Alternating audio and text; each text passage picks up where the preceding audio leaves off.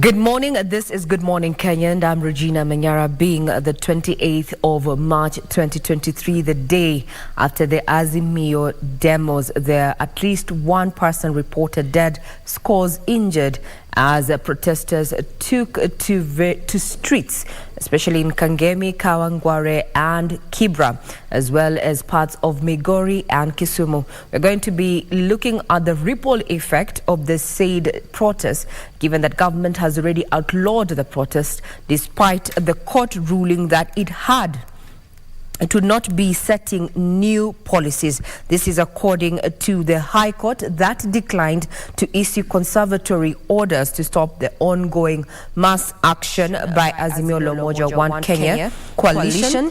And this is in a ruling by Justice Hedwig Ongundi, where the court declined to issue orders to the Inspector General of Police, that is Japheth Kome, to arrest protesters, saying it is not proper for the court to appear to be setting new policies and regulations. So what does this mean come Thursday, at a time when the opposition has promised that these particular demos, outlawed as they may be, will be going on Monday and Thursday? The ripple effect on socio-economic development, that is what we're going to be looking at as we count the cost of the demos. Good morning once again. I'm Regina Manyara. I want to introduce you to the rest of the crew. Doreen, good morning.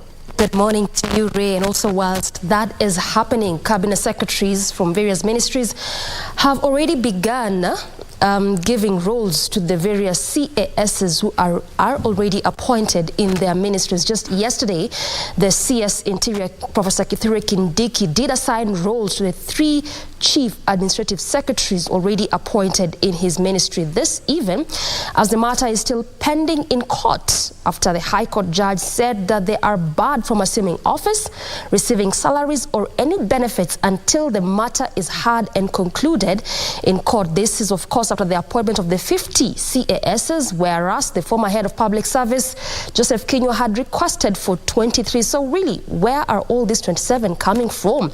And even as CS have begun giving roles, what does it mean given the matter is still in court? What does it say about them getting into office and the court ruling or the court determination there? So we wait to see how all this will pan out altogether, even as today being the 20th of March, the matter is supposed to begin its hearing at the High Court. Beautiful morning to you. Always a pleasure to have you on board. This is Good Morning Kenya. Welcome to the program.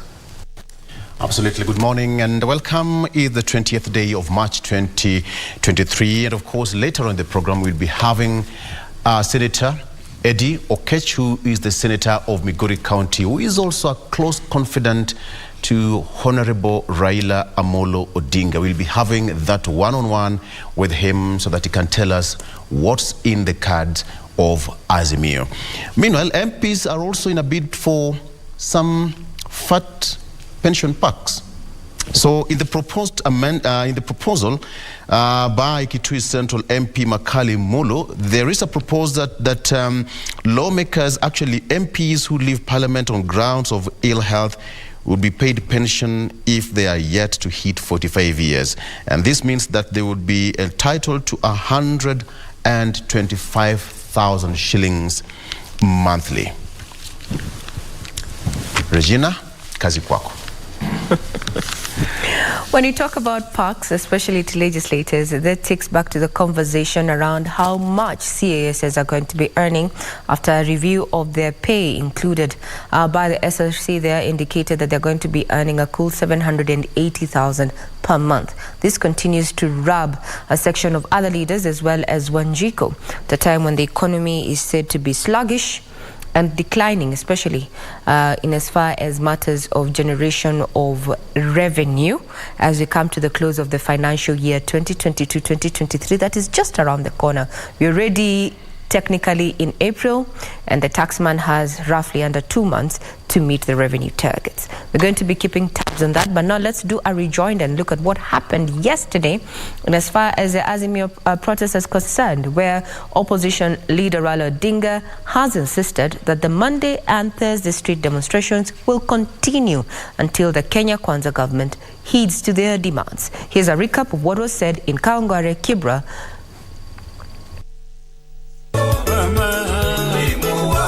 Demo's second week demonstrations in Nairobi. A convoy of the Azimio leaders passing through Kibra and Kawangware. It is here that the leaders went bare knuckle on the government. Hello. The leaders insisting that they will go on with their demonstration twice a week until their issues are addressed. Na tusilegeze. Na lazima bei ya unga irudi wapi? Kwa hivyo tuendelee mpaka tutoboe hii safari. Gharama ya maisha mpaka irudi wapi? Bei ya unga, bei ya mafuta, bei ya sukari, kodi ya nyumba, karo ya shule, alafu sava ifunguliwe. Wangapi wanasema sava ifunguliwe? Nione mkono hapo. The leaders regretted the government decision not to allow them exercise their democratic right. Mimi nawaomba wakikaribia baba tutatoka sisi Kenya yote. Hatutakubali. Na tunasema asiporudisha bei ya unga chini, tunamwambia baba kila siku tuende maandamano. In Kibra, Raila supporters' efforts to make their way to the capital were thwarted after the police barricaded all the roads leading to the central business district.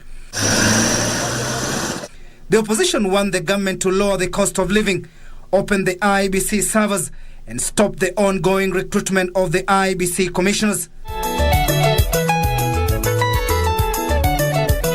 Kibra constituency being the political bedrock for Raila Odinga, having served as a member of parliament for 21 years, it appears this place will be the epicenter of the Monday and Thursday demos of pushing the government to address the high cost of living. Now, while that was happening in Nairobi, Kibra, Kangemi and Kawangware, one person has been reported dead, while two others were critically injured in Kisumu. Now, in a roundup is that at least 2 people sustained gunshot wounds in Migori, with business and public transport services paralyzed in parts of the country by the ongoing protests called by the opposition. Kisumu, Migori and Busia are among counties that joined the countrywide demonstrations aimed to pressure the government to bring down the cost of living. In Nakuru, Narok and Laikipia County, residents went about their business as normal, with no protests held in these counties. Here's a story.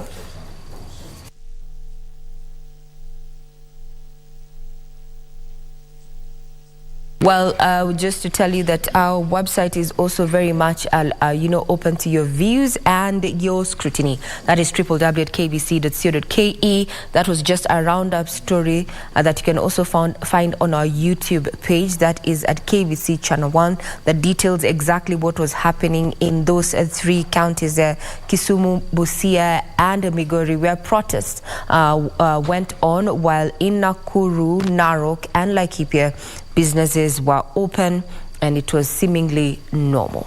Now, for the second week, security was heightened on the roads around State House, Nairobi. On Monday, the protest march by opposition leader Raila Odinga. Roadblocks were erected by armed police who stopped and searched vehicles to ensure that no unauthorized persons gained access to the vicinity. I was on a spot check of the roads and avenues leading to State House, and this is a report. A defiant Azimio la Umoja One Kenya coalition leader Raila Odinga has vowed to lead protesters to State House, to the seat of power.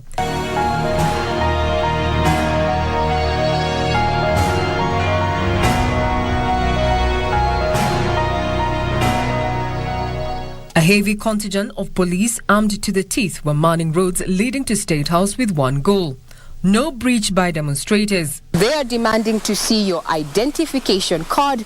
They also want to know where it is that you're going so that they can give you access, Troy. So as we're waiting to see the turn that these particular demos are going to take today, if it's about approaching State House via this particular road, well, I'd want to say what the security just actually told us is that no access. Access denied via State House Avenue. Pedestrians and motorists alike were scrutinized, and if one did not fit the bill, they were taken back or advised to take an alternative route. Affected roads included Dennis Street, State House Road, and State House Avenue. The heavy presence of security personnel deterred would-be idlers and demonstrators from accessing State House by afternoon. Even the media had a hard time accessing areas around the highly protected area. Armored vehicles were strategically stationed around State House. State House is the official residence of Kenya's President, Dr. William Ruto. And from that particular spot check is that security operators led by the county commander here in Nairobi, that is Mr. Bungei, Adams Bungei, he said that no one is going to be accessing State House unless authorized otherwise, and the authorized persons. We're going to be keeping tabs on that. Thursday is not so far off. We do not know what is going to happen between today and Thursday. If this is going to be the norm every Monday and Thursday for the demos, we're going to be keeping tabs on that. Now, while that was happening, an unknown number of goons invaded Northlands, a farm along the eastern bypass linked to former President Uhuru Kenyatta, and made away with a number of sheep, while others cut down trees and lit fire in the land. Another gang invaded Spectre East Africa Company within Nairobi's industrial area, linked to Azimio leader Raila Odinga, destroying property of unknown value. At around 10 a.m. Monday, unknown people invaded the Northlands Estate tree plantation linked to retired President Uhuru Kenyatta, descending on trees and everything on sight. Pandemonium as each of the invaders sought to ensure they don't leave the farm empty-handed. Some opting to carry sheep from the farm by all means, even if it meant the crudest of all. Along the eastern bypass, cameras were unwelcome as the goons cut down trees, carried livestock and lit fires in the land. Some even opting to hawk the sheep by the road. Another group also attacked Spectre East Africa Limited, associated with Azimio leader Raila Odinga. The group leaving behind a trail of destruction visible at the main entrance of the company. Azimio leader Raila Odinga has since condemned the invasion, terming it an act of cowardice. Sisi tunafanya siasa ya kufuata sheria na katiba. Katiba inaruhusu maandamano.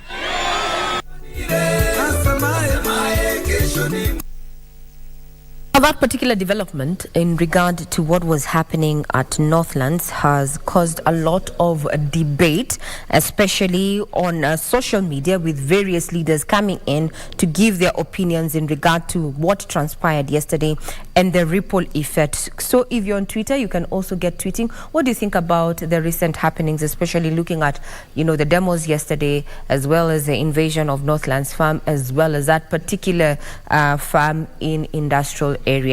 A majority of Kenyans are saying that we are moving in the wrong direction, and these are the makings of chaos in the next few days. What do you think? Can we stop ourselves from getting into the rabbit hole or entering the rabbit hole? We all remember what happened in 2007, 2008. These are not similar. We would not want to get back there. We'll be keeping tabs on that development, and we ask you to give us your feedback. Our Twitter handle is at KBC Channel 1. What is your take in regard to the recent happenings? Now we cross over to Germany, where Kenya and Germany will give a priority to the elimination of non-tariff barriers in an effort to reduce the cost of business and ease the movement of goods and services between the two countries. President William Ruto and his German counterpart, Dr. Frank-Walter Steinmeier, agreed this trade arrangement will improve balance of trade that is currently in favor of Germany. President William Ruto met his German counterpart on the second day of his German tour and agreed to create a conducive business environment. During the meeting held in Berlin, the two heads of state committed to forming deeper and broader economic cooperation for mutual prosperity. Earlier, the president had also met German Association of Small and Medium-Sized Businesses reiterating the government is committed to its bottom-up economic transformation agenda to supporting small enterprises. Discussions centered around approaches to bring more German and international businesses to Kenya. President there on the 4-day tour of Germany. Now we cross over to business, where Kenya Airways says its 2022 full-year loss more than doubled to a record of 38.3 billion shillings, eclipsing the record of 36.2 billion shillings the carrier made for 2020. Kenya Airways blames the latest record loss to high fuel prices, financing costs, and 4-day pilot strike and a weak shilling. As Ibak Said narrates, the carrier's management is bullish that a partnership with South African Airlines would help fly it to profitability in the year 2025. Kenya Airways has been loss-making over the last decade and relying on bailouts to keep its aircrafts in the air. The airline posted a record full-year loss of 36.2 billion shillings for 2020, blaming it on the impact of the COVID-19 pandemic that saw countries shut their airspaces, drastically reducing travel. The airline has surpassed that. For the financial year ending December 2022, KQ says its net loss was 38.2 billion shillings, which is more than double of the 15.9 billion shillings in losses that the carrier reported in 2021. Despite total income increasing 66.3% to 116.8 billion shillings, the carrier's operating costs increased 59.1% from 77 billion shillings to 122.4 billion shillings. Kenya Airways blames the increased costs to high fuel prices that pushed its fuel bill to 26.1 billion shillings. Due to unsteady and high fuel prices, Kenya Airways is considering going back to fuel hedging, noting that hedging would not go beyond 40% of the total fuel purchases and would be limited to a 12-month advance. In addition, the carrier says its higher operating costs were due to higher net finance costs at 23.3 billion shillings due to a weak shilling and overhead costs at 5 billion shillings, as well as the impact of the 4-day pilot strike in November. The carrier is optimistic of breaking even next year and flying back to profitability in the year 2025, powered by a deal with South African Airways and a restructuring of the company. And I'm like, oh, that's cool, but I'm not traveling for it. Now, the new Kenya Cooperative Creameries needs an additional 600 milk cooling plants to effectively deal with the milk glut during the rainy season. Livestock Principal Secretary Harry Kimtai says cash is being sought to finance the purchase and installation of the milk coolers. In the latest supplementary budget, the new Kenya Cooperative Creameries was allocated 200 million shillings to mop up excess milk that will be produced during the long rains. The cash will be spent on installation of an additional 600 cooling plants by the new KCC across the country. We are going to support farmers with the dairy farmers with 650 coolers so that they are able to continue supplying to the processors without wasting the milk, because we have a very short period of conserving the milk once it leaves the animal. This is expected to stabilize milk farm gate prices to protect farmers. If there will be overproduction of milk, then they will be able to offtake the milk and then turn them into powder, preserve them for future use, because you don't know whether we are going to have drought again. The government is also preparing a livestock restock program in areas that were adversely affected by drought. The grass is growing and what we need now is restocking. We are going to see how those who have been affected, how can we then support them with restocking. He was speaking during the 10th Kenya Agriculture, Livestock and Research Organization anniversary celebrations, whose key message was on the private sector to commercialize their innovations. Maize varieties only. I think we have over 200 maize varieties that have been developed for different agroecological zones.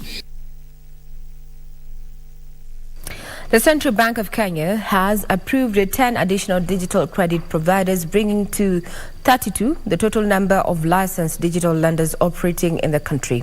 The Apex Bank says it is still reviewing applications from 369 digital lenders. The Central Bank says it is engaging other regulators and agencies pertinent to the licensing process. Central Bank of Kenya introduced the Digital Credit Providers Regulation 2021, which was precipitated by concerns about the predatory practices of unregulated digital credit providers, about their high cost, unethical debt collection practices, and the abuse of personal information. The licensing and oversight of digital lenders under the new regulations requires digital lenders to disclose all loan charges before disbursing loans to borrowers. The central bank says it has so far received 401 applications from digital lenders. In September last year, the central bank licensed 10 digital lenders and issued a cease and desist order for all unlicensed operators from conducting digital credit business in Kenya. In January, the Apex Bank licensed 12 more digital credit providers, bringing to 22 the total number of licensed digital lenders. And today, the central bank says it has licensed 10 more digital lenders, bringing to 32 the total number of licensed digital credit providers in the country. This means 369 digital lenders who apply to be licensed are still not operational. A statement from the central bank says, CBK has received 401 applications since March 2022 and has worked closely with the applicants in reviewing their applications. Additionally, CBK has engaged other regulators and agencies pertinent to the licensing process, including the Office of the Data Protection Commissioner. The focus of the engagements has been inter alia on business models, consumer protection and fitness, and propriety of proposed shareholders, directors, and management. We acknowledge the efforts of the applicants and the support of other regulators and agencies in this process.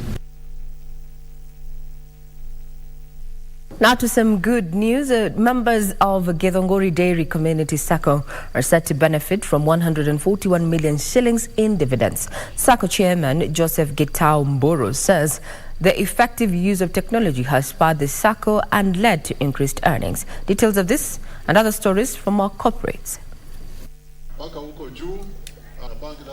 Githongori Dairy Community Sacco has implored the government to formulate policies that will address double taxation faced by farmers when receiving dividends. They said the high cost of living has increased the cost of production, narrowing their profit margins. Ile tunaita systemic ama continuous taxation of the same subject. Kwa mfano mkulima akichukua loan, kuna ile pesa watu tunakata kama kodi, lakini kwetu watu wapatii cheki waende kwa benki. Tuko na fosa ama bank pale ndani. Kwa hivyo hiyo pesa tukawekea kwa account, tena tunawafuata. Kila wakati wakitoa pesa tunatoa excise duty. Na tumekaa chini tukaanalyze tukaona ni kama tunakula huyo mkulima mara nyingi sana. Kama high cost of production kwa chakula ya ng'ombe, hata fuel, hizo zote serikali ikiangalia ilete hiyo gharama chini, huyu mkulima ataweza kusave hiyo pesa yake. Meanwhile, tea factories in Kericho County have resumed operations in the wake of the long-awaited rains. The dry season had seen the supply of the green leaf decline, forcing factories to cut down on production costs. The move will also ensure farmers benefit from tea sales, as market prices are currently on the rise owing to higher exchange rates. I want to urge farmers to continue supplying good leaf to our company so that we can be able to catch up with the competitive market worldwide.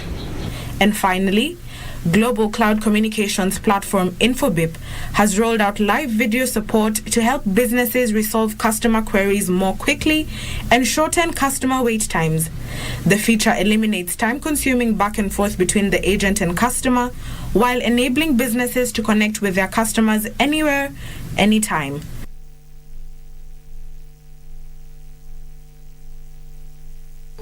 Now that takes us to sports, where Kenya emerged the winners in the field and track events at the just concluded 4th edition of the East Africa Police Chiefs Corporation Organization Games in Kigali, Rwanda, after accumulating 34 gold medals, 10 silver and 13 bronze.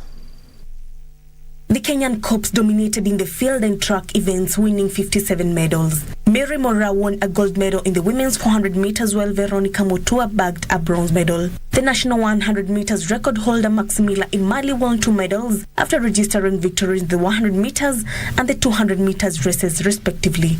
In the 1500 meters men's race, Abel Kipsang and Robert Biwott won gold and silver, respectively. National Police Service quartet of Eunice Kadogo, Millicent Ndoro, Moni Sefania and Maximila Imali won a gold medal in the 4x100 meter sprint relay, while Robinson Wanjala, Peter Mwai, Duke Ongoti and Richard Ogutu won the men's 4x100 meters relay. The men's relay team of William Ryan, Brian Tinega, Wycliffe Kinyamal and Emmanuel Mutua also won a gold medal in the 4x400 meters race.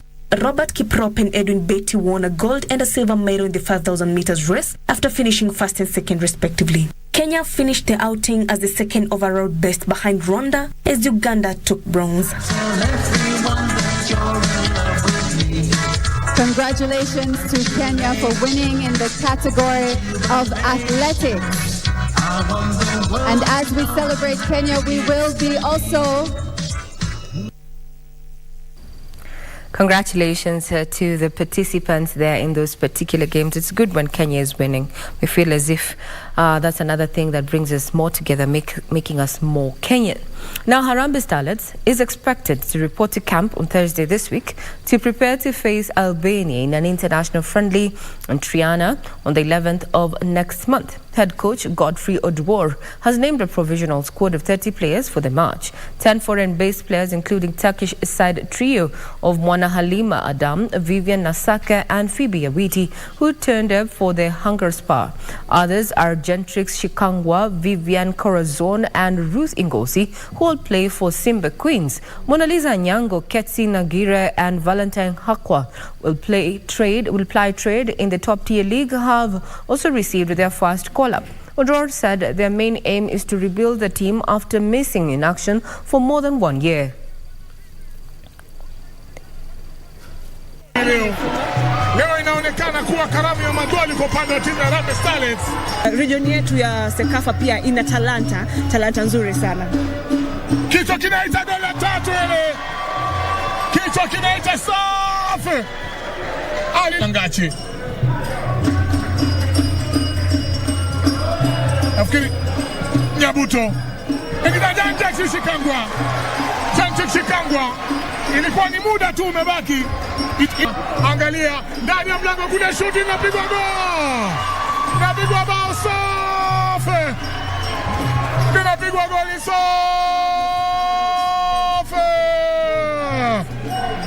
Well, may the best 12 plus 1, that is, win or get selected for this particular team, and may the Starlets do us proud. Now, Morocco is committed to building more sports infrastructure in support of the 2030 FIFA World Cup joint bid with Portugal and Spain. Host countries for the 2030 FIFA World Cup will be announced next year, with Morocco in the race to become the second African country to stage the football bonanza after South Africa in 2010. The Royal Moroccan Football Federation, the government will pump more funds to construct more stadiums in addition to refurbishment of the existing grounds, as well as increasing hospitality facilities and enhancement of transport system, as they hope to win the bid to host the 2030 World Cup. Omar Kiari, who is the advisor of the Federation's President Fauzi Lekjar, is hopeful of the country's successful 6th attempt to host the World Cup.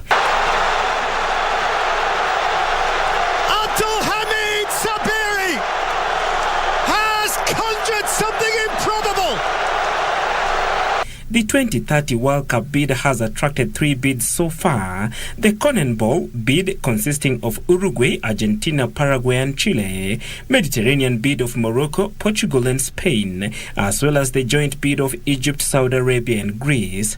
The North African nation has also placed the 2025 AFCON bid, having successfully hosted this year's FIFA Club World Cup.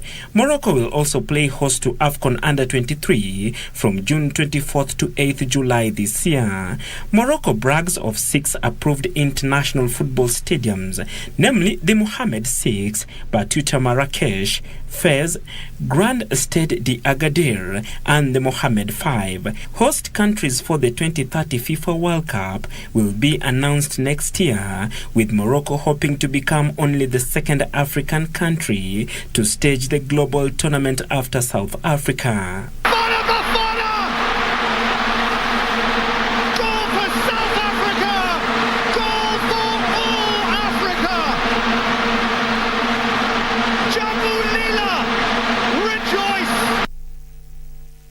Well, it was a moment in 2010 there for South Africa, representing Africa in hosting the World Cup, and we hope that the bid by Morocco actually goes through, given their sterling performance in the most recent World Cup, that is. And talking about soccer, tonight, Kenya Harambee Stars is going to be participating, or rather playing Iran in a friendly at 7 p.m. Details will be following in a subsequent bulletin if your true sports partner, that is KBC Channel 1, is going to be televising that match live. But even if we're not going to be televising it live, you're sure going to get the highlights right here. I'm Regina Manyara. I wish you a pleasant viewing ahead and a great day.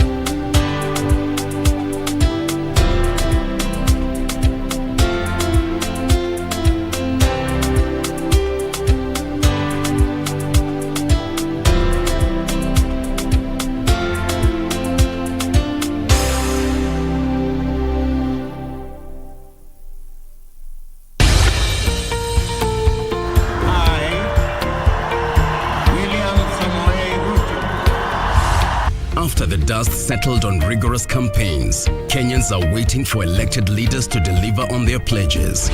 Have you used the hustler fund?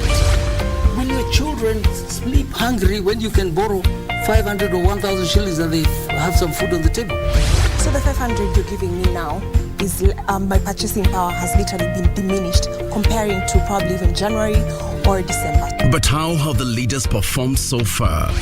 In terms of the amount of money that is being disbursed, the minimum being 500 shillings, how do you scorecard that? No, that I'll give it a 2 out of 5. 2 out of 5. 1 out of 5. I'll still give it 5 out of 5. Every week, we bring you an honest assessment of the national and county governments. What is the impact of the Hustlers Fund? There are people who borrow praying they don't have to pay back. For example, they pray that the owner dies. The Scorecard. Every Tuesday at 10 p.m. on KBC Channel 1.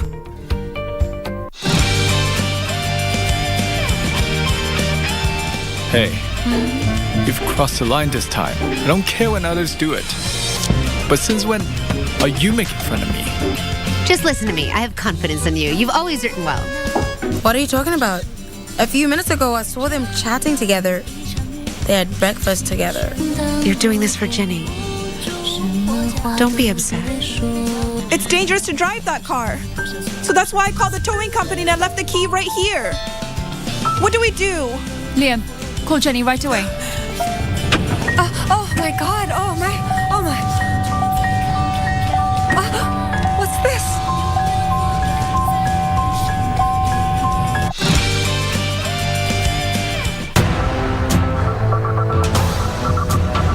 He is a fool who has lost sight of what matters. Manta rabaina wax ka qaban. Manta weerarena. Huyu contact. Ni msichana umekuwa kitext. Sir, contact ni contact. Not if you're making it personal. Jamaa, kila saa ni kunyambisha. Nini? Suseme. Watajua kwa nini kachumbari haipashwi moto. Our transport has been compromised. Me and my team have hit an ID. Hii ni rescue mission. Kuna police vehicle imechapwa na ID. It's a very simple mission. But stay alert.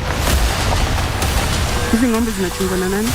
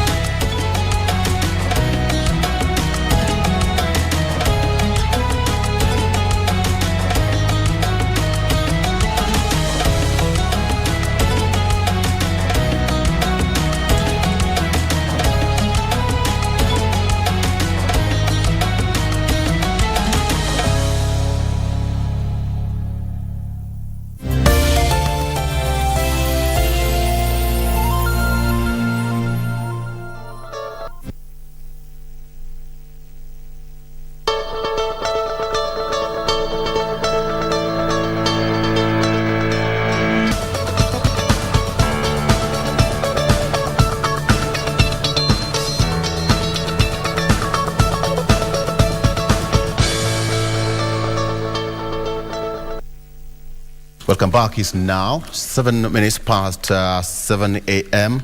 And now let's get into the next segment. Let's take a look at what we have on our local dailies here. That just to alert you that already we have our guest in studio.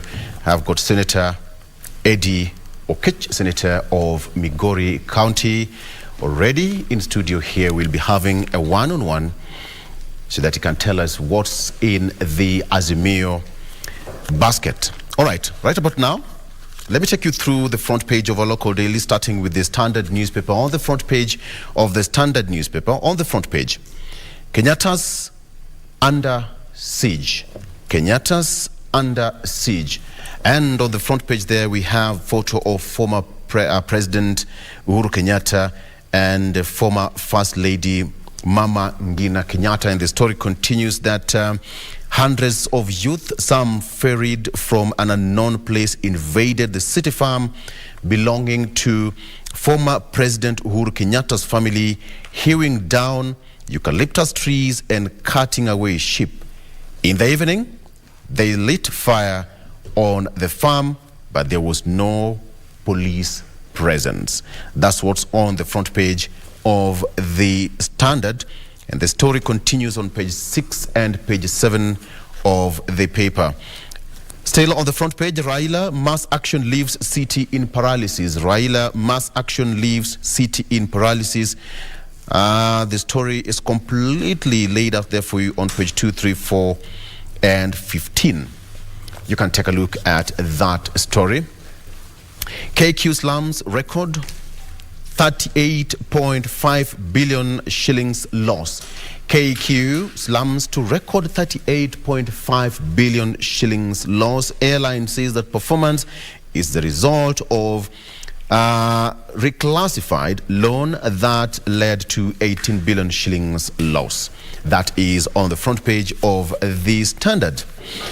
Here, CAS assume office in spite of court order. CSS assume office in spite of court order. They resumed office yesterday. And in Egypt, they are told that they now should eat chicken feet because of cost of living, which is skyrocketing in Egypt. All right. Very fast on to the inner pages of the Standard. Raila condemns vandalism of his business premises. Raila condemns vandalism of his business premises. NAC Kenya leader Martha Karua warned of the consequences of harming their leaders, and school children caught in the crossfire were stranded at different places where the police battled protesters. The story continues that while addressing a gathering of opposition demonstrators at the Kamkunji grounds in Kibra, Raila termed the two attacks as criminal and foolish, alleging that they had been conducted by criminals hired by senior government officials. Kamkunji was the opposition's last stop in a series of protest marches by demonstrators that began in Kawangware and ended up in Kibra. Of course, police cordoned off particular areas and roads leading to the city center to bar the protesters from accessing the Nairobi CBD. It continues there. Of course, we have got pictures of demonstrators and several pictures of shops closed, etc., etc. Learning in school disrupted as demonstrators take to city streets. Says that in one city, that is on page 2 of the Standard newspaper, in one city school, less than 10 learners in a class of 60 showed up. And again, schools call parents to collect their children, fearing for their safety as demos enter week 2. Of course, again, it's expected that it's going to continue on Thursday for a known number of days, at least as per the opposition chief, Raila Odinga. Business closed as youth clash with police in Mathare. Several pedestrians and motorists were robbed of their valuables during the protest. Trouble started in the morning when police stopped a group of about 50 youth who actually were claiming to be Azimio supporters, had attempted to barricade the busy road at Mathare number 10 opposite Moi Airbase. That happened for the better part of yesterday. Now, to that story now, goons invade Kenyatta family farm, attack Raila's gas farm, that is Spectre gas farm in industrial area. People invaded Northlands farm, felled trees, lit fires and looted sheep, while other goons attacked Raila's company. Police did not intervene during the attack on Kenyatta's farm, but were hard on Azimio protesters. And it continues that in scenes, which sent shockwaves across a city reeling with violent protests staged by Azimio protesters, the goons carried sheep on their shoulders, loading them into waiting cars, and even some of them were doing some business. Actually, some people are even selling them by the roadside. And at that particular point, journalists were attacked. Some youth attacked, some journalists who were covering that event, losing their property. Some of the equipment also got lost. And at the Spectre farm belonging to Raila Odinga, unnamed persons actually arrived at that gas farm that is East Africa Spectre Limited, located in industrial area, which was attacked by rowdy youths after the Northlands attack. The security and safety manager, the company, actually said that the private security officers at the premises managed to repel the attackers, but the harm or the damage had already been done. We'll be getting into that shortly with Senator Eddie Oketch. Curious meeting that set tempo for countering Raila's demonstration. There is that story that over 20 regional members of parliament attended the meeting and a host of county assembly members. The leaders also decried the issue of sabotaging each other for selfish interests. And now that is what actually happened on Sunday. Over 100 leaders drawn from Mount Kenya convened and thicker greens to discuss regional support for Kenya Kwanza administration against planned opposition protest. Now, in the meeting hosted by Trade Cabinet Secretary Moses Kuria, the leaders resolved to counter Azimio protest in 2 ways. 1, to deploy the youth to protect businesses in Nairobi, and to stage counter-peaceful protests. The meeting brought together 5 governors, that is Irungu Kang'ata of Murang'a, Anne Waiguru of Kirinyaga, Kiarie Badilisha of Nyandarua, Susan Kihika of Nakuru, and Cecily Mbarire of Embu. And Kuria's land counterpart Zachary Njeru, Principal Secretary Mary Mudhoni, Correctional Services and Chief Administrative Secretary Elijah Gitonga, etc., also were in attendance. And of course, also in attendance was Communications Authority CAK Board Chair Mary Wamboi and her Kenya Revenue Authority counterpart Anthony Mwaura. There you have it. You can take a look at that story in details. And finally, on the Standard, beyond blaming past regime, we can't see what state is doing. For the government to deliver on its mandate, we only need the leader. All else is detail. And this administration is facing a much larger task than they anticipated on the campaign trail. I think at this particular point, before I continue, let me also get to hear the voice of my guest in studio as we do a mic test. Good morning, Mheshimiwa Senator. Welcome to our studio. Good morning. Good morning. And good to have you on set with us. Let's just start by what we have on the front page of the Standard. Kenyatta's under siege.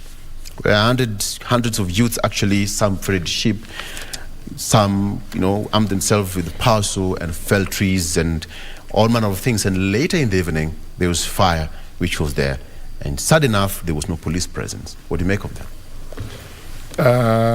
Good morning once again, my brother. And I think that it is so unfortunate that that's an headline you can wake up to this morning, because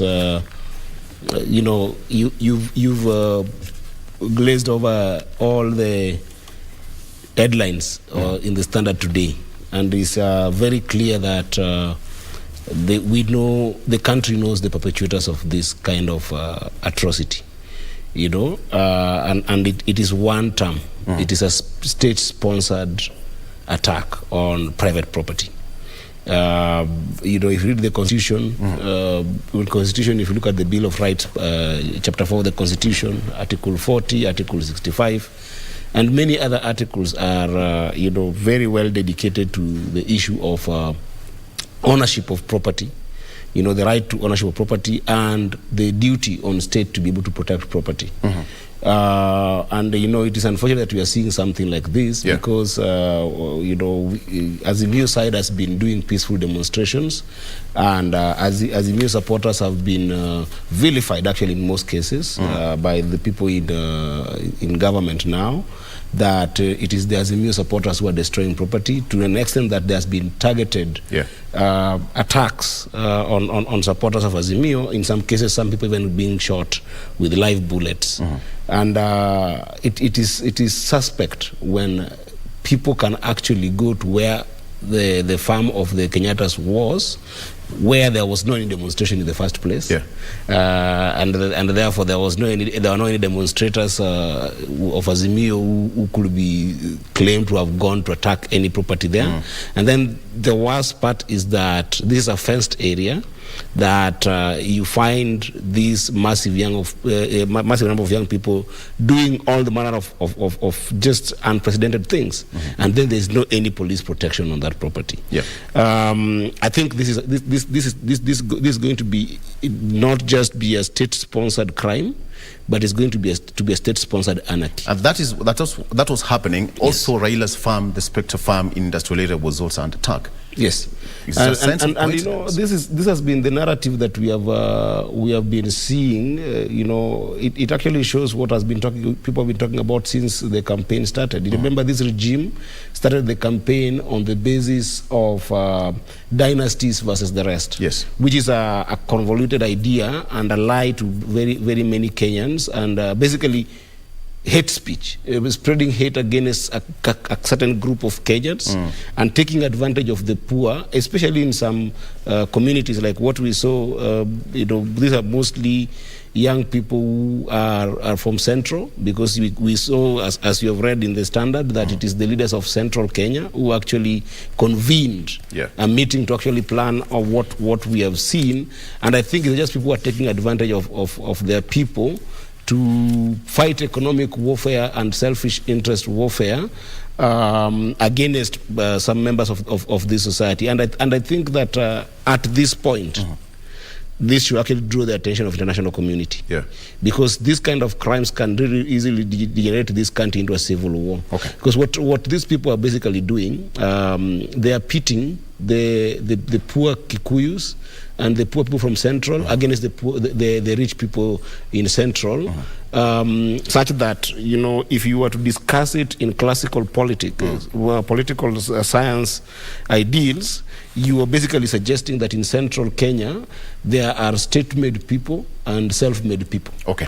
You know, and I think this is critical because you know, this is done under the watch of the vice president. I know the president was not in the country, but the leadership relies with both of them. All right. Because there was nothing that could have restrained Koome or anybody, because we saw this activity happening for almost 4 good hours and going up to 6 hours in the night without any intervention by the police. Just to mention that the leaders you mentioned, actually it's fleshed out here on page 8 of the Standard. It says that almost 100 leaders drawn from Mount Kenya region convened at Thika Greens. The story is fleshed out there on page 8. All right, very quickly on to the Daily Nation. On the front page, stop this madness. That's what's on the front page of the Daily Nation. Stop this madness. Says that bullets, tear gas and stones in running battles between police and protesters. And now by police in Kisumu and several people injured on the second Monday protest in which property of unknown value was looted and destroyed. Properties belonging to the families of former President Uhuru Kenyatta and Azimio leader Raila Odinga were targeted for attack, with machete-wielding gangs driving away animals and setting tree plantation on fire at the Kenyatta's Northlands City State. You have it there on the screen. And of course, we have got protesters and people carrying away sheep and dust invaders, and of course, on the second day of that one. Still on the front page, falling fortunes as KQ records 38 billion shillings loss. Falling fortunes as KQ records 38 billion shillings loss. You can take a look at that story on the business segment. Tear gas batons and bullets in pitched battles between opposition and police. That's on page 2 of the Daily Nation. As that was happening, it was running battles, tear gas, and some people were shot, others were injured in the melee there that rocked various parts of the country, with Nairobi being the epicenter. 2 antagonists from the 20 minutes that the battle lasted came to blows in a life and death struggle for the right of way. There you have it on the second page of the Daily Nation. Very quickly, fourth page here. Day of high drama as gangs storm Kenyatta farm, Raila's company. Page 4 there. You can take a look at that story. They went on a looting spree, stealing and butchering sheep and goats. Some were doing it live on the ground. There were no police officers to eject the gang from the property located 20 kilometers from the city center. Mheshimiwa, let me ask you this question. Well, I may not be privy to this, but where do we draw the line in politics where you have political attack and personal attack? Where do you draw the line? Because now when you go for personal property, that is quite different from political attack. I don't understand whether the regime of the day is keen to have the country go into chaos for their own benefit. Because yesterday I was in the Maandamano. And, I was actually very keen and monitoring all the supporters of Azimio to make sure that this overly claim that when demonstrators get out, they destroy property, 1, their violence, 2, and they're looting property. And I was very keen on that because right now what we have done as Azimio, we have improved our way of demonstration to the extent that we have got groups of people and making sure that we are monitoring anybody who is not part of our movement and anybody who might be part of our movement and is tempted to loot or destroy property or do any act of violence. Then we ring those people out and then we call them out and discipline them by just cautioning them not to do such a thing, because we are peaceful people. And the reason why I'm giving you this example is because when we started our procession in Kawangware, we actually saw this work, and effectively to the extent that even young children and women, if you look at the footages when we started our procession in Kawangware, were joining the peaceful protest. Then what happened is that the police then confront sometimes, in a number of places that police confronted the demonstrators, the demonstrators responded back. And even when they responded back, they did not respond by throwing stone at a property or destroying a property. I think this is very, very, very important to put across, because we have actually attested that the demonstration can be peaceful. Why is this important? It's important because of the question that where do we draw the line? People of Kenya are primarily the owners of the land. And if any leader is trying to organize the people to be able to, you know, achieve their own aspirations and be able to have a better life, and if the organization around politics is about how they can be able to get resources from government and get opportunities from government, then that is a good thing, which is what I think the coalition is doing. And if the government feels that that this is too much pressure from the opposition side, I think that there are points of conversation, which actually Azimio has articulated very well. Azimio has got 4-point issues that Azimio is very keen on articulating on this issue, that is bring a settlement between Azimio and the regime of the day, and those 4 issues are very well known. So if the government is responding to those issues. For the sake of those who do not know, yes. Go ahead. So number one, the number one issue is that Azimio is highly concerned by high cost of living, and as Azimio and our leader Raila Amolo Odinga, we believe that this high cost of living is caused by primarily caused by certain policies and certain manners of spending in government that are putting Kenyans into a very dangerous path. For instance, we have got right now, you are seeing the high cost of running government. The government is still hiring more cars.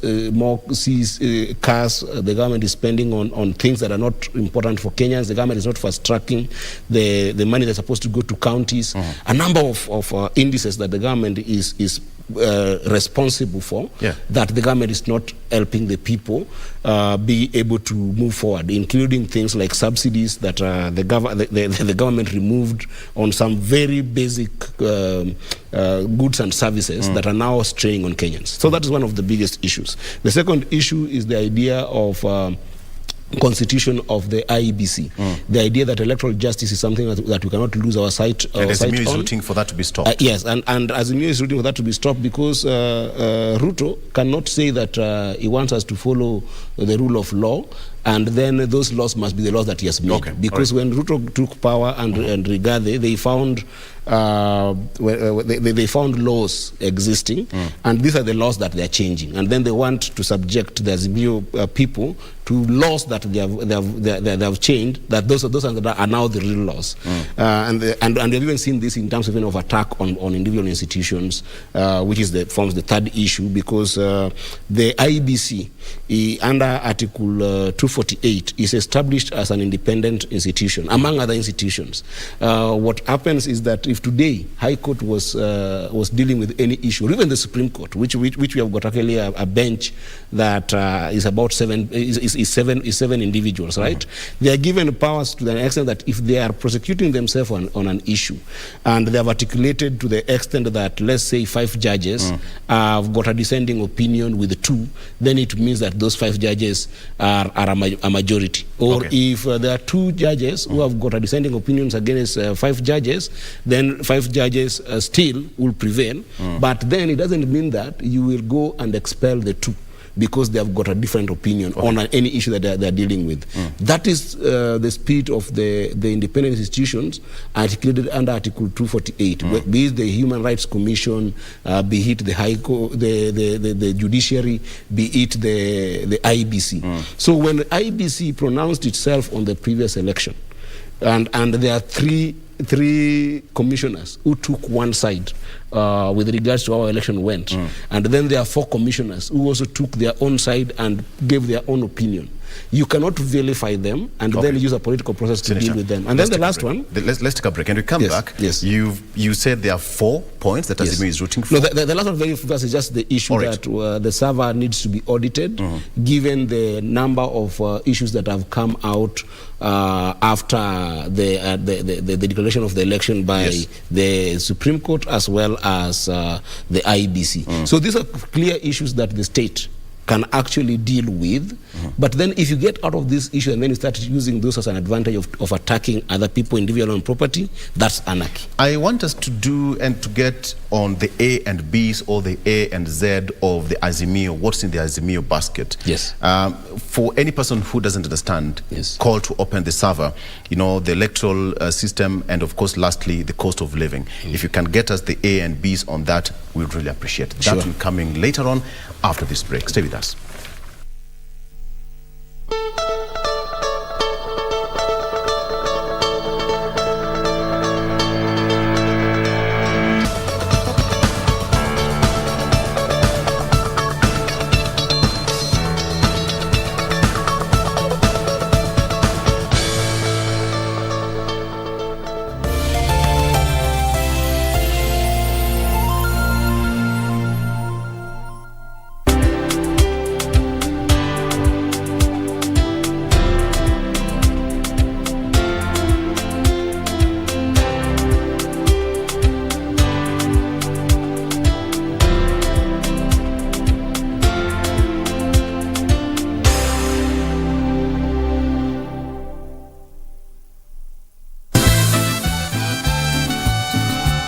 Veterinarian arguing with your wife. I don't know what it was about, but they were arguing. For crying out loud, I'm not interested in women like you. I'm exactly the kind of woman that you want. That wouldn't change anything. I would never have something to do with a woman as sick and as false as you are. Do you really want to get married to Vicente? Yes. Tell Ruben that I want to ask him to do some things for me. That won't be possible, Oligari. Why not? Ruben has left the house. Son, you are definitely right. Your sweetheart is quite a ravishing woman. She's beautiful and lovely. I think a little bit more to the right. Fabiola.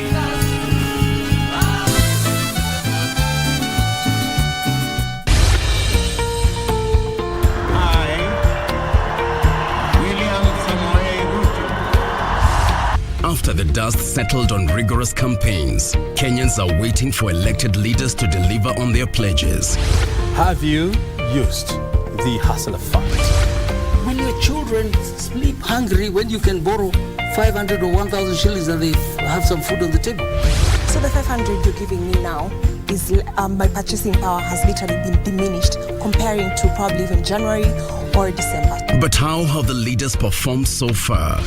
In terms of the amount of money that is being disbursed, the minimum being 500 shillings, how do you scorecard that? No, that I'll give it a 2 out of 5. 2 out of 5. 1 out of 5. I'll still give it 5 out of 5. Every week, we bring you an honest assessment of the national and county governments. What is the impact of the Hustlers Fund?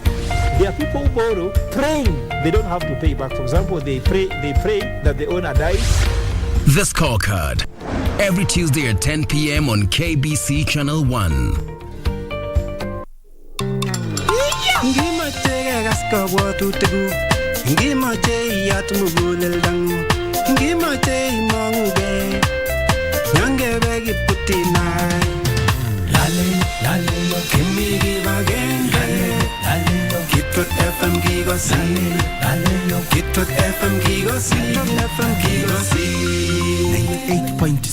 Kitwek FM Kegosin.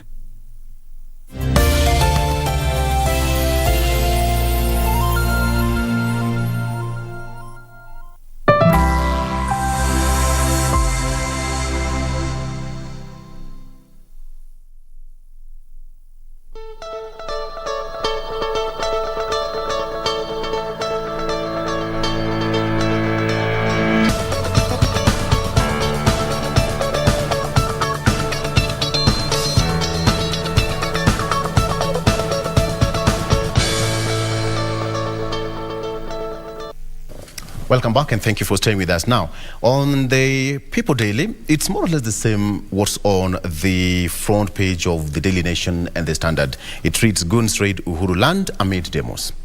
Goons raid Uhuru land amid demos. Attackers steal livestock, set property on fire just days after state officers' warnings. And then he also says that gang on motorcycles also attacks Raila gas cylinder farm, breaking windows in the melee. And lastly, Azimio leaders hold protest in Kawangware, Kibra, Mathare to push for lower cost of living. We'll come to that later on. Still on the front page here, MPs want Kenya Power to stop new IPP contracts. MPs want Kenya Power to stop new IPP contracts. You can take a look at that story, and of course the full coverage of the demonstrations is fleshed out for you from page 4 to 8 of the People Daily. Government takes 10 billion shillings, that's on page 2 of the People Daily. Government takes 10 billion shillings loan every month. That's according to Treasury. Government takes 10 billion shillings loan every month, according to Treasury. Borrowing spree sees William Ruto regime take out massive loans from lenders since assuming office. And a document presented to Parliament by National Treasury Cabinet Secretary Professor Njuguna Ndung'u shows that in 4 months, the government contracted 8 new loans at a total cost of 43.4 billion shillings, whose repayment period ranges from the year 2030 to 2047. The new loans bring the total amount the government has borrowed from January 1st to December 31st, 2022 to 286 billion shillings, 0.39. After 2 reports released last year showed that between January to April, the government signed 6 global loans amounting to 137.93 billion shillings. Some mouth-watering figures. State to review NHIF rates for low earners. State to review NHIF rates for low earners on the page 3 there. And goons invade Uhuru family land, Raila farm. That is page 4 of the People Daily. Thank you. Goons invade Uhuru family land, Raila farm. Questions emerge on whether state has opted to extra legal measures to respond to Azimio protests. While the goons were invading the Kenyatta family property, another group riding on motorcycles attacked the Raila Odinga family company, East Africa Spectre in Embakasi, Nairobi, and pelted them with stones, breaking window panes. And finally, court declines to stop Azimio demos. The court has court cites the principle of separation of powers in turning down request by former Governor Mike Sonko on page 5 there. It says that Justice Edwin Ongudi further declined to order the Interior Cabinet Secretary and the Inspector General of Police to arrest the Azimio la Umoja leaders led by Raila Odinga for convening or taking part in the public demonstrations. I beg your pardon. Journalist bear brand of goons police during Azimio la Umoja city protest. That happened yesterday. And those are things we call occupational hazards. And finally, on the Star newspaper, Uhuru Farm, Spectre raided in demo twist. Again, same thing. On all the front page of the Star, People Daily, Daily Nation, and the Standard. In Migori, 2 shot after protesters storm police station to demand release of colleagues. And of course, still on the front page here, Germany rolls out red carpet for Ruto. The president is there in Germany for an official visit. Queries? Excuse me. Queries over 586 million shillings elderly orphans cash. It has not reached. Instances of double registration and undeserving cases cited. Okay, and that is it. Uhuru Farm Spectre raided in demo twist. Let's get into details now. Mheshimiwa, 2 people shot in your county. You're the senator. Have you had anything from the ground so far? Yes, I think this was in Rongo, where, you know, a few people were arrested and upon demand by protesters to therefore be released, these guys were shot.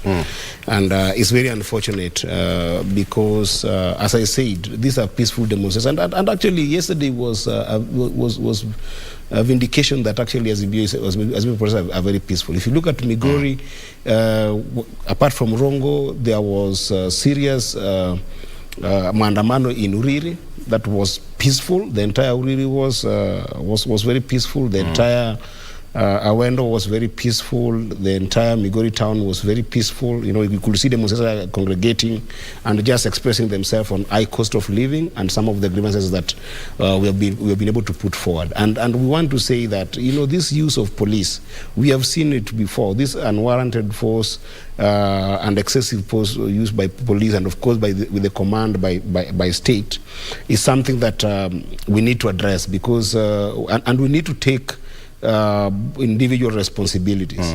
As a senator of Migori, I'm going to take action. I'm going to call for action for the police officers who shot actually these two individuals, including compensation for their, because I know that they have been struggling with medical bills in the night, and I'm responding to it. But this police officer must now start taking individual responsibility to ensure that when demonstrations are held. Yesterday, my friend, we were just leaving Kibera, and then upon reaching, the junction at on Langata Road and the Langata Cemetery, as we're just taking, as Honorable Raila Molo Diga's convoy was just taking a turn, and we were in it. The police there just started, throwing tear gas inside our vehicles. We were not demonstrating at that point. We had finished our demonstration. We were retiring, and you can see how the police sometimes, under the command of people like Kome, then just start to met serious violence on Kenyans who are just expressing themselves under Article 37. So this must stop, and we will take particular action against these individuals. Very well. The 3-point agenda for Azimio, what are the nitty-gritties and what are the deliverables in them? Cost of living, electoral justice, and finally you talked about Azimio, that cost of living, electoral justice, and the last one? The opening of the servers. Of the servers. Yeah, but electoral justice is what makes the fourth agenda very close is the fact that independent institutions like IBC have been interfered with to the extent that we want the 4 commissioners who are vilified by the state reinstated. Okay. Yes. The cost of living, what is in that? The bullet form of the cost of living. What are your demands as Azimio? Currently, and by the way, Victor, I'm sitting in Finance and Budget Committee, so sometimes I've got authority to talk about these things in a very specific way. Go ahead. So what is going on currently is that there are some major subsidies that the government has been able to remove, and then there's some biases that the government has also been able to put. So for instance, if the government tells you today that they are subsidizing fertilizer, which again wasn't true, because we know that the fertilizer was given for free from Russia, and then they lied to Kenyans that this is fertilizer that was brought on a market basis.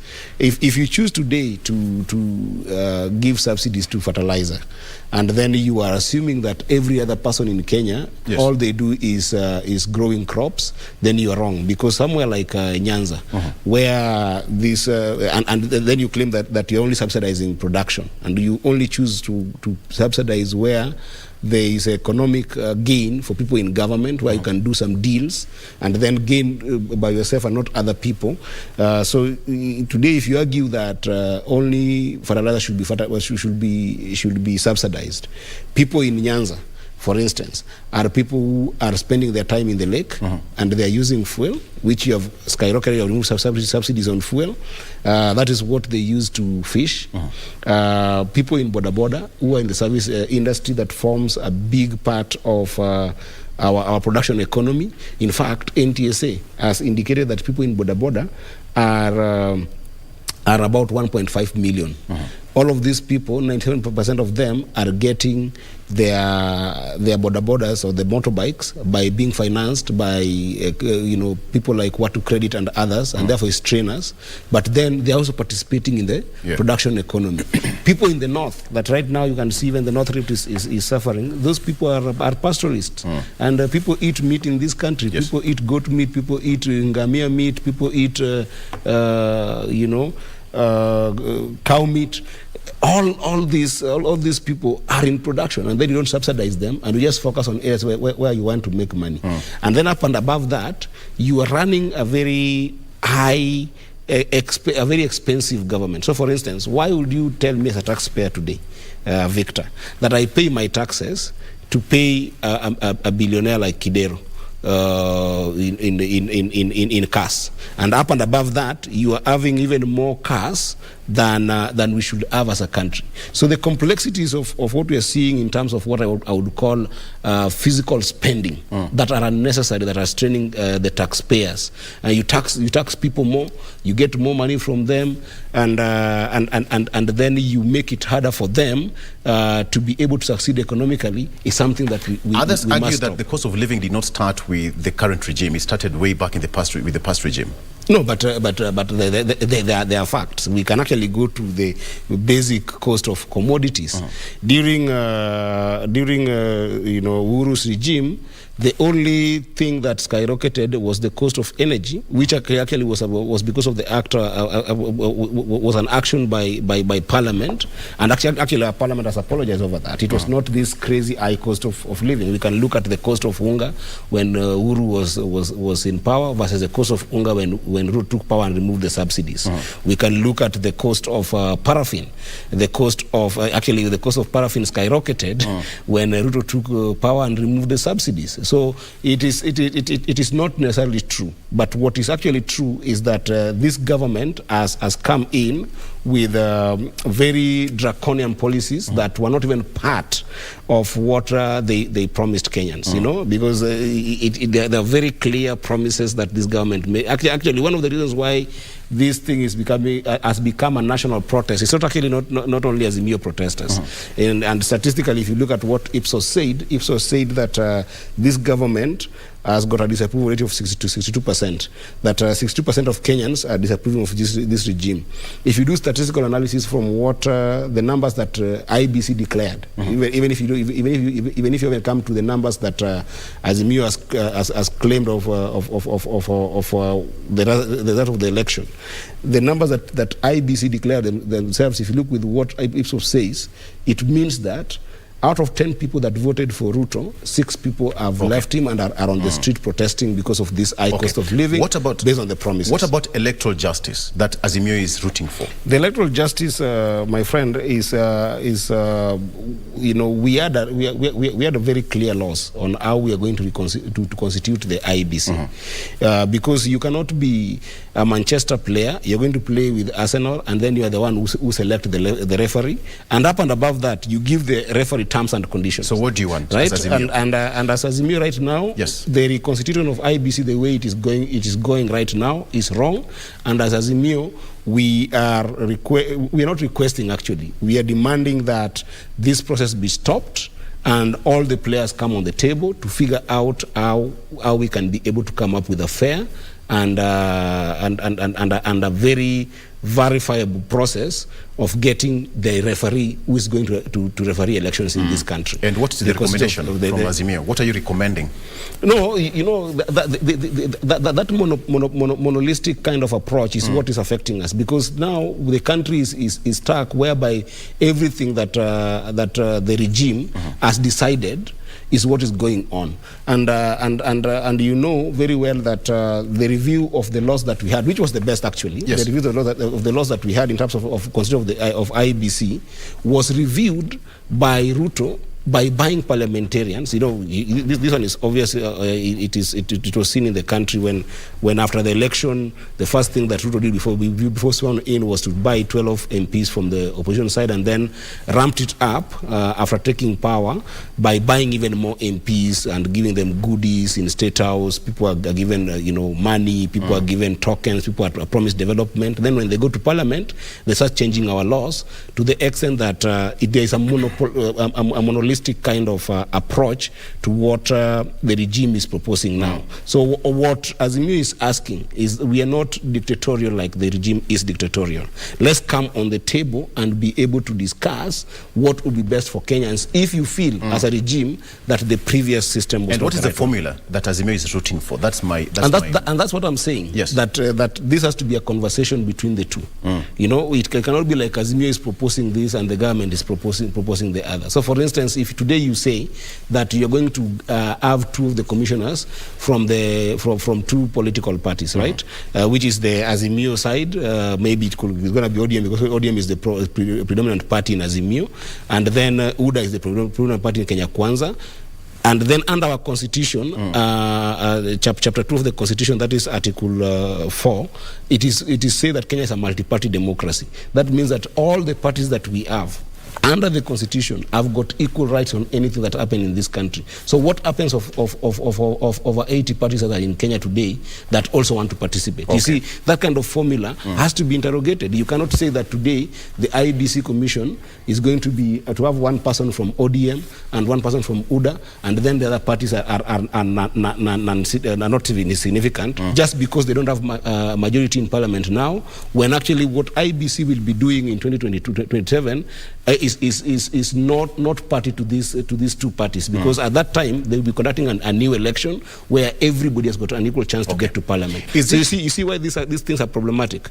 Then you say you're going to the interfaith to be able to pick two people again from the interfaith community, which again you're going to subject it maybe to a Christian and a Muslim. First of all, Kenya is not an entirely state run by religion. It is a secular state. It's not a religious state. So by choosing to want to empower two religions, what do you do with other religions? Like the Baha'i faith, like the Jews in this country, like other places. So it is problematic, and it is purposefully to serve the interests of Ruto and Rigathi to be able to have an election that they will just walk over people in 2027. And that is what Azimio is saying, that if you find that the previous laws do not work for you, you do not change laws, and then you say that those are the laws we have subject ourselves to. These are very sensitive issues that people must come together and be able to deal with. Senator, what is the server?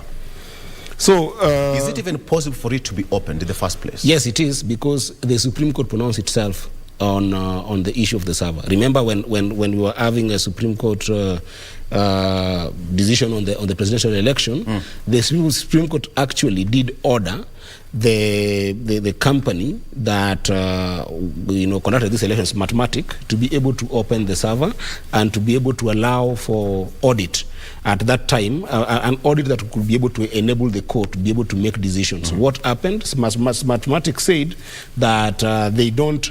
They basically refused that they cannot open the server because that one is against their intellectual property rights, right? And that was problematic. So then you find a Supreme Court that made decision based on not having facts that they actually wanted to seek from the company that ran our election. And that basically means that the person who took over office was in bed with these people. Because if you look at any kind of system, it's a very simple thing. When you have got an election happening at the polling station as it happened, you have got data coming from the ground, and which is basically Kim's kit, taking data from the polling stations and sending them somewhere to one place, which is called the Kim's kit, the Kim server, because all that Kim's kit data goes to a particular. So who is the custodian of this server? Currently, it is it was and it is still the company that conducted the election, but with the discretion of the IEBC. Is it in the country? So that detail, perhaps IBC and the regime of the day are best placed to be able to tell Kenyans. So these are the things we are demanding. The reason why it is basically where all the data of the election is, in a very simple term, a layman's language. All the data of the elections are in a particular depository that is the server, and that data has not been availed to Kenyans, and Kenyans have got a right, because a right to that data data because it is their data. It is not the company's data. It is not an IBC's data. It is the data of the companies. And in any case, the president has been quoted and by the media on a number of instances saying that the server was open before the election. The server was open during the election. The server was open during counting of the election. The server was open when the Supreme Court was doing their ruling. And then the question that behooves us to ask Mr. Ruto is that if all this time the server has been open, why is it closed now? Okay. Right? So just open it, and you know, this is a very simple thing. The demand here for me, as I speak on behalf of Azimio, the demand would be very simple. We must have an independent institution. We must have a credible institution that can be able to do a forensic audit of the data of the election in Kenya 2022. Mheshimiwa, there are so many ways of killing a rat. We all know this. You can either kick it, you can either poison it, you can either set a trap, and if it's too much, you burn down the whole house. Option A, has Azimio ever approached the president with all these recommendations before Maandamano? What are we doing currently? But before Maandamano, has the president been served or approached for a talk? We have a petition. You know this country has become a dictatorship. You know, the reason why it has become a dictatorship is because there are a number of institutions that are able to actually deal with this issue. One is, of course, the executive. The second one is our parliament, because under our laws you can actually be able to petition these two institutions where there is a problem. And when Azimio has made any attempt to go and petition, actually these demonstrations are about petitioning with these issues, right? Because we have wanted to go and petition the government, like we wanted to go and petition the president on Monday the 20th. We were met by tear gas. They started shooting at people. They started dispersing a very innocent and peaceful demonstrating crowd. So because what happens is that you can't approach the president as a private citizen. You have to approach him as a person who is currently in that regime and in that seat of power. And there are ways of doing it. And the one very innocent and allowed way is to petition. Have you received any respondents? Now that with the petitions, have you received any respondents? No, but we have to be allowed to give them the petition. That's why we are talking about them in journalistic conversations and on any platform that allows us to be able to air these issues. Right? We are on TV sharing. We are on a public platform sharing. Remember the supremacy of this country lies with the people. We are on barazas with the people, sharing with the people. Why? Because anytime you want to go and petition this to the president, either is dodgy, right, or he meets you with the force, like we've seen. These two demonstrations actually we wanted to go and take to in the petition, and even Raila Odinga was very clear about this, and he indicated that we will have a few people selected from Azimio to be able to go and give the president these petitions. We have since seen a parliament that is very biased, because the president has basically bought parliament and interfered with parliament to the extent that even if you have to petition parliament, it is still an appendage of the executive. So there's no need of petitioning these issues to parliament, but to the executive, so that he can be able to take action on them as the person who has got the highest responsibility in terms of donated power by the people under Article 1 of the Constitution. Senator, if today the president said that he is ready for talks with Honorable Raila Odinga, are you ready as Azimio to listen to him? This is not an issue between Raila Odinga and the president. Okay, that has to be very clear. Azimio. This is an issue that is affecting Kenyans, and therefore the petitioning that goes to the president has to go to the president, not as an individual. And therefore, it will be a conversation between Azimio and the regime as we see it, because if it has to be individuals, it will be like the institution has been able to forward those or given the power to that individual. And Raila is never a one-man show. People get it very twisted because he's a freedom fighter who has fought for very many freedoms in this country, and therefore is not selfish. In any case, Raila Odinga has been going through this demonstration and in this country using his personal resources, and I have personally seen it. You know, he's apart from just being a leader in our coalition, he's a friend, and sometimes I empathize with him because I see the way he's draining his own resources, trying to make this country better. In all the Azimio places that he goes, I have seen him using his personal resources, unlike our brothers in government who actually are using public resources to be able to move about and spread lies and propaganda against one man called Raila Amolo Odinga. And therefore, don't get it twisted that this is a Raila thing and Raila wants something for himself. If he wanted something for himself, he could have.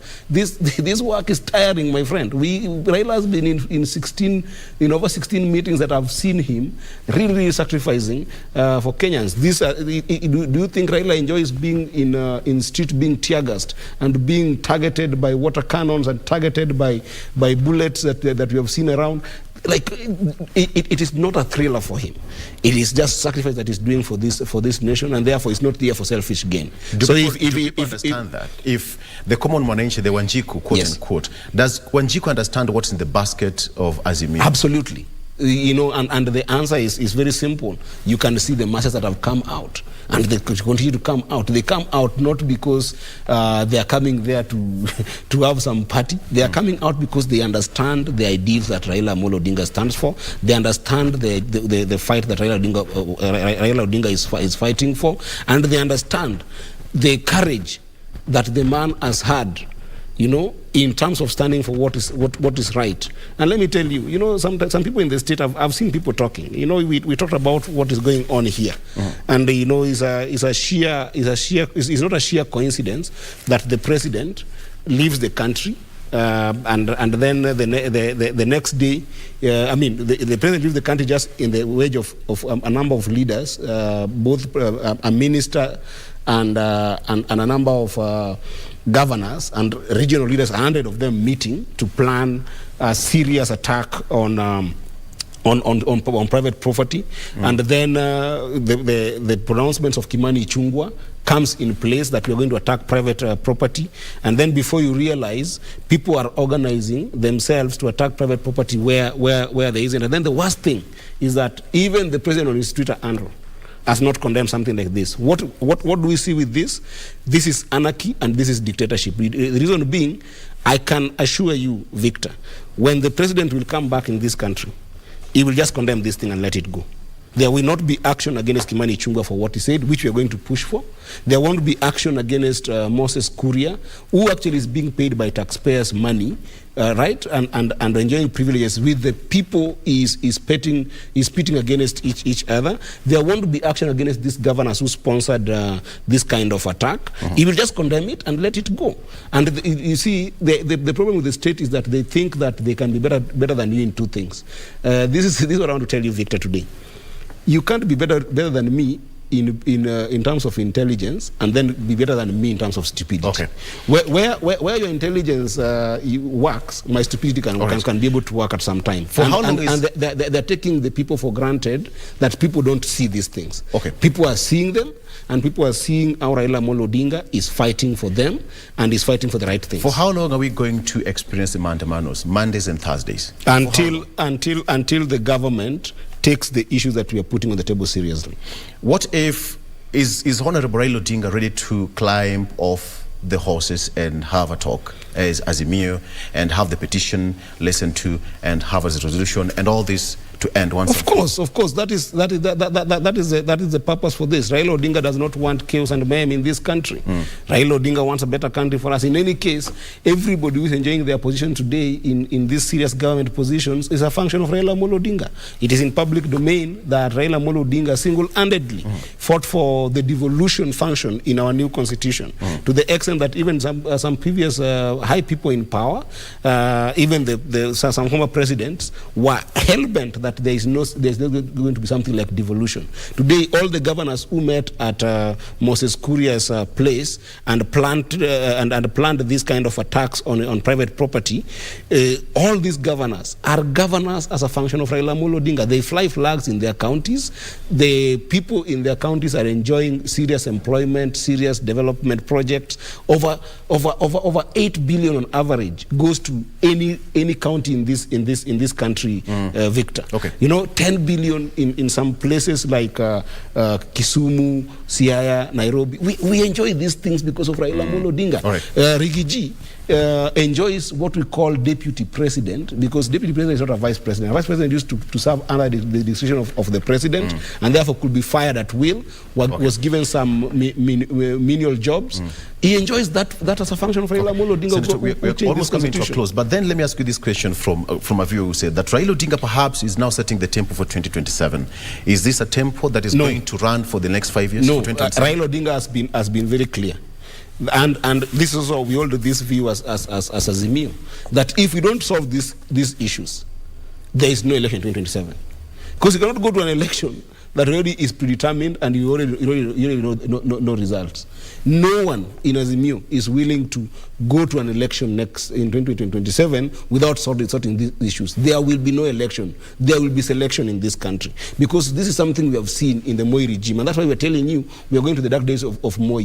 During Moi's regime, MPs used to line in State House and they were being given goodies, development, promise, a number of things. I saw it even in Migori when Ruto went to Migori and he was in Uriri, and he was saying things that are completely not true. I'm going to make for you a road from Stella to Gogo, when we know very well that the contractor that is on the road between Isibania and Ahero has got mandate to be able to make all those roads, and already budgeted for. Gogo Falls that he was talking about has already been budgeted. In fact, Uhuru budgeted for the 3 billion before he left. They even came and did a scan of how Gogo should be improved. Why is this important? Because he's buying MPs by giving them ad cash, and number two, by giving them development promises. And then what's going to happen in 2027 is going to have administrations pointing to you that this is going to be your MP, and tell IBC this is the person we need in this place. So it's not about 2027 for Raila, and it's not about 2027 for Azimio people. This issue is an issue that must be solved now. Without wheat, there is no country, because the country is formed on the basis, in our constitution at least, our country is formed on the basis of sovereign power. And that sovereign power is vested in the people of Kenya, and the Constitution under Article 1, Sub-Article 3, says that they can exercise that power directly or through their representative who are elected by them. So if you don't give people a chance to be able to elect their representatives in a way that they are confident in, then there's no country, there's no leadership, there's no governance. We're running out of time. We're running out of time. Thank you so much. We needed to have the straight tidbits of what's in the Azimio basket, and promise me that you'll be back here next time. Always, anytime, Victor. All right. Thank you so much. Thank you so much. Senator Eddie Okech of Migori County. He is Azimio member, as a close confidant of Raila Odinga, giving us what's in the Azimio contest. But what is important is that moving forward, let's have a peaceful nation.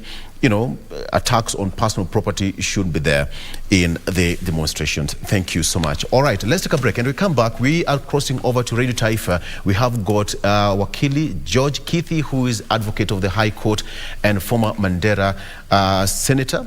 That is coming up shortly with Dora Manya. They'll be talking matters, politics, and so much more. Stay with us. We'll be right back with that. Good morning.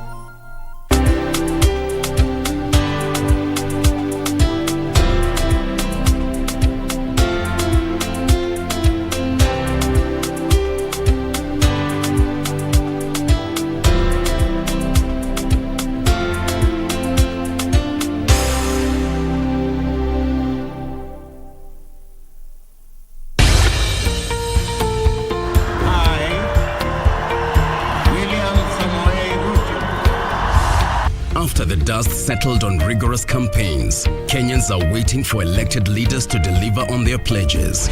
Have you used the hustler fund? When your children sleep hungry, when you can borrow 500 or 1,000 shillings and they have some food on the table. So the 500 you're giving me now is my purchasing power has literally been diminished comparing to probably even January or December. But how have the leaders performed so far? In terms of the amount of money that is being disbursed, the minimum being 500 shillings, how do you scorecard that? No, that I'll give it a 2 out of 5. 2 out of 5. 1 out of 5. I'll still give it 5 out of 5. Every week, we bring you an honest assessment of the national and county governments. What is the impact of the hustlers fund? There are people who borrow praying they don't have to pay back. For example, they pray that the owner dies. The Scorecard. Every Tuesday at 10 p.m. on KBC Channel 1. I saw the veterinarian arguing with your wife. I don't know what it was about, but they were arguing. For crying out loud, I'm not interested in women like you. I'm exactly the kind of woman that you want. That wouldn't change anything. I would never have something to do with a woman as sick and as false as you are. Do you really want to get married to Vicente? Yes. Tell Ruben that I want to ask him to do some things for me. That won't be possible, Oligari. Why not? Ruben has left the house. Son, you are definitely right. Your sweetheart is quite a ravishing woman. She's beautiful and lovely. I think a little bit more to the right. Fabiola.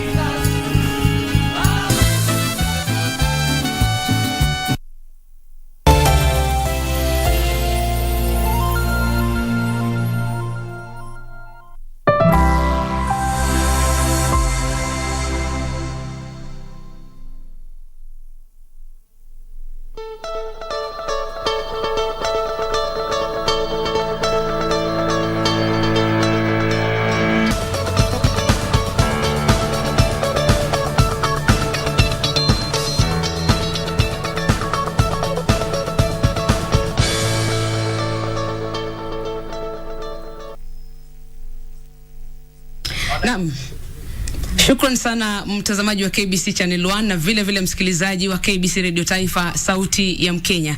Ilivyo ada kila siku ya Jumanne, basi tunakujia moja kwa moja ili kwamba tukaweze kuangazia masuala mbalimbali ambayo yanatuhusu kama taifa. Na hii leo tutakuwa tunaangalia jinsi ya kuweza kupata usawa katika masuala ya siasa, hasa tukiangazia na kuzingatia kwamba muungano wa Azimio uliitisha maandamano. Mimi naitwa Dora Manya. Fuatilia mjadala huu katika mitandao yetu ya kijamii @Radio Taifa FM, @Mwamkondo, @Dora Manya, @KBC Channel 1, #Zinga, #GMK, na upande wa pili wa studio basi niko na mwenzangu Rashid Mwamkondo.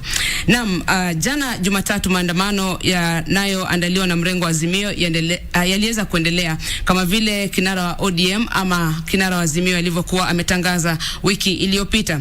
Hiyo jana pia shughuli ziliweza kusimama katika sehemu kadhaa humu nchini kufuatia maandamano hayo, huku polisi wakiwa wameshika doria katika sehemu mbalimbali mwa jiji la Nairobi na vile vile kote nchini Kenya. Hata hivyo, picha ambayo si nzuri ilishuhudiwa wakati baadhi ya wananchi walionekana wakipora mali na wengine kuharibu mali sehemu mbalimbali.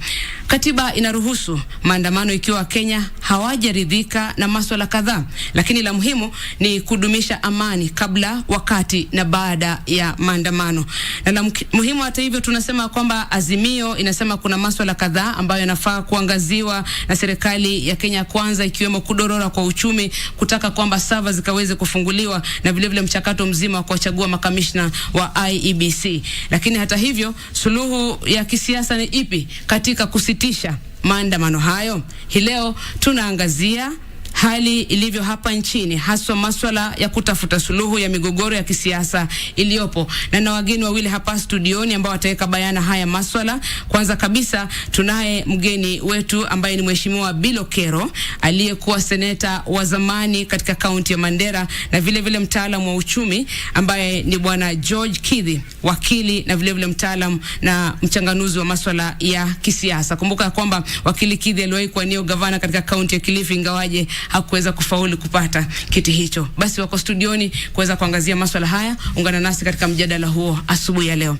Karibuni sana wageni wangu katika studio. Tumezoea kuita seneta Bill Okero. Kwa mzima? Asante sana kuweza kufika, na vile vile Bwana George Kithi, shukrani kwa kuweza kufika. Nashukuru, asante. Tuingie moja kwa moja kunradhi katika masuala ambayo yanakumba taifa kwa sasa, na labda nikianza nawe Bwana Bill Okero. Tukiangalia maandamano ambayo yameitishwa na muungano wa Azimio ambayo yalifanyika kwa mara ya pili hiyo jana, tukitathmini uharibifu ambao umefanyika, uporaji wa mali na vile vile maafa kushuhudiwa, unahisi ya kwamba Azimio na haki ya kuendelea na hayo maandamano? Asante sana. Nafikiri kila mtu katika nchi hii kulingana na sheria ama katiba yetu ana haki ya kufanya maandamano kwa mambo yote ambaye anahisi. Hata hivyo nafikiri katika nchi hii tumeshuhudia mara nyingi maandamano mbalimbali ambazo kwa hakika haiwezi ama haijaweza kusaidia wananchi na umeleta uharibifu mingi vile kama vile umesema. Hii maandamano ya Azimio, nafikiri mimi nikiangalia upande wote mbili, upande wa serikali na upande wa Azimio, wote wako na makosa.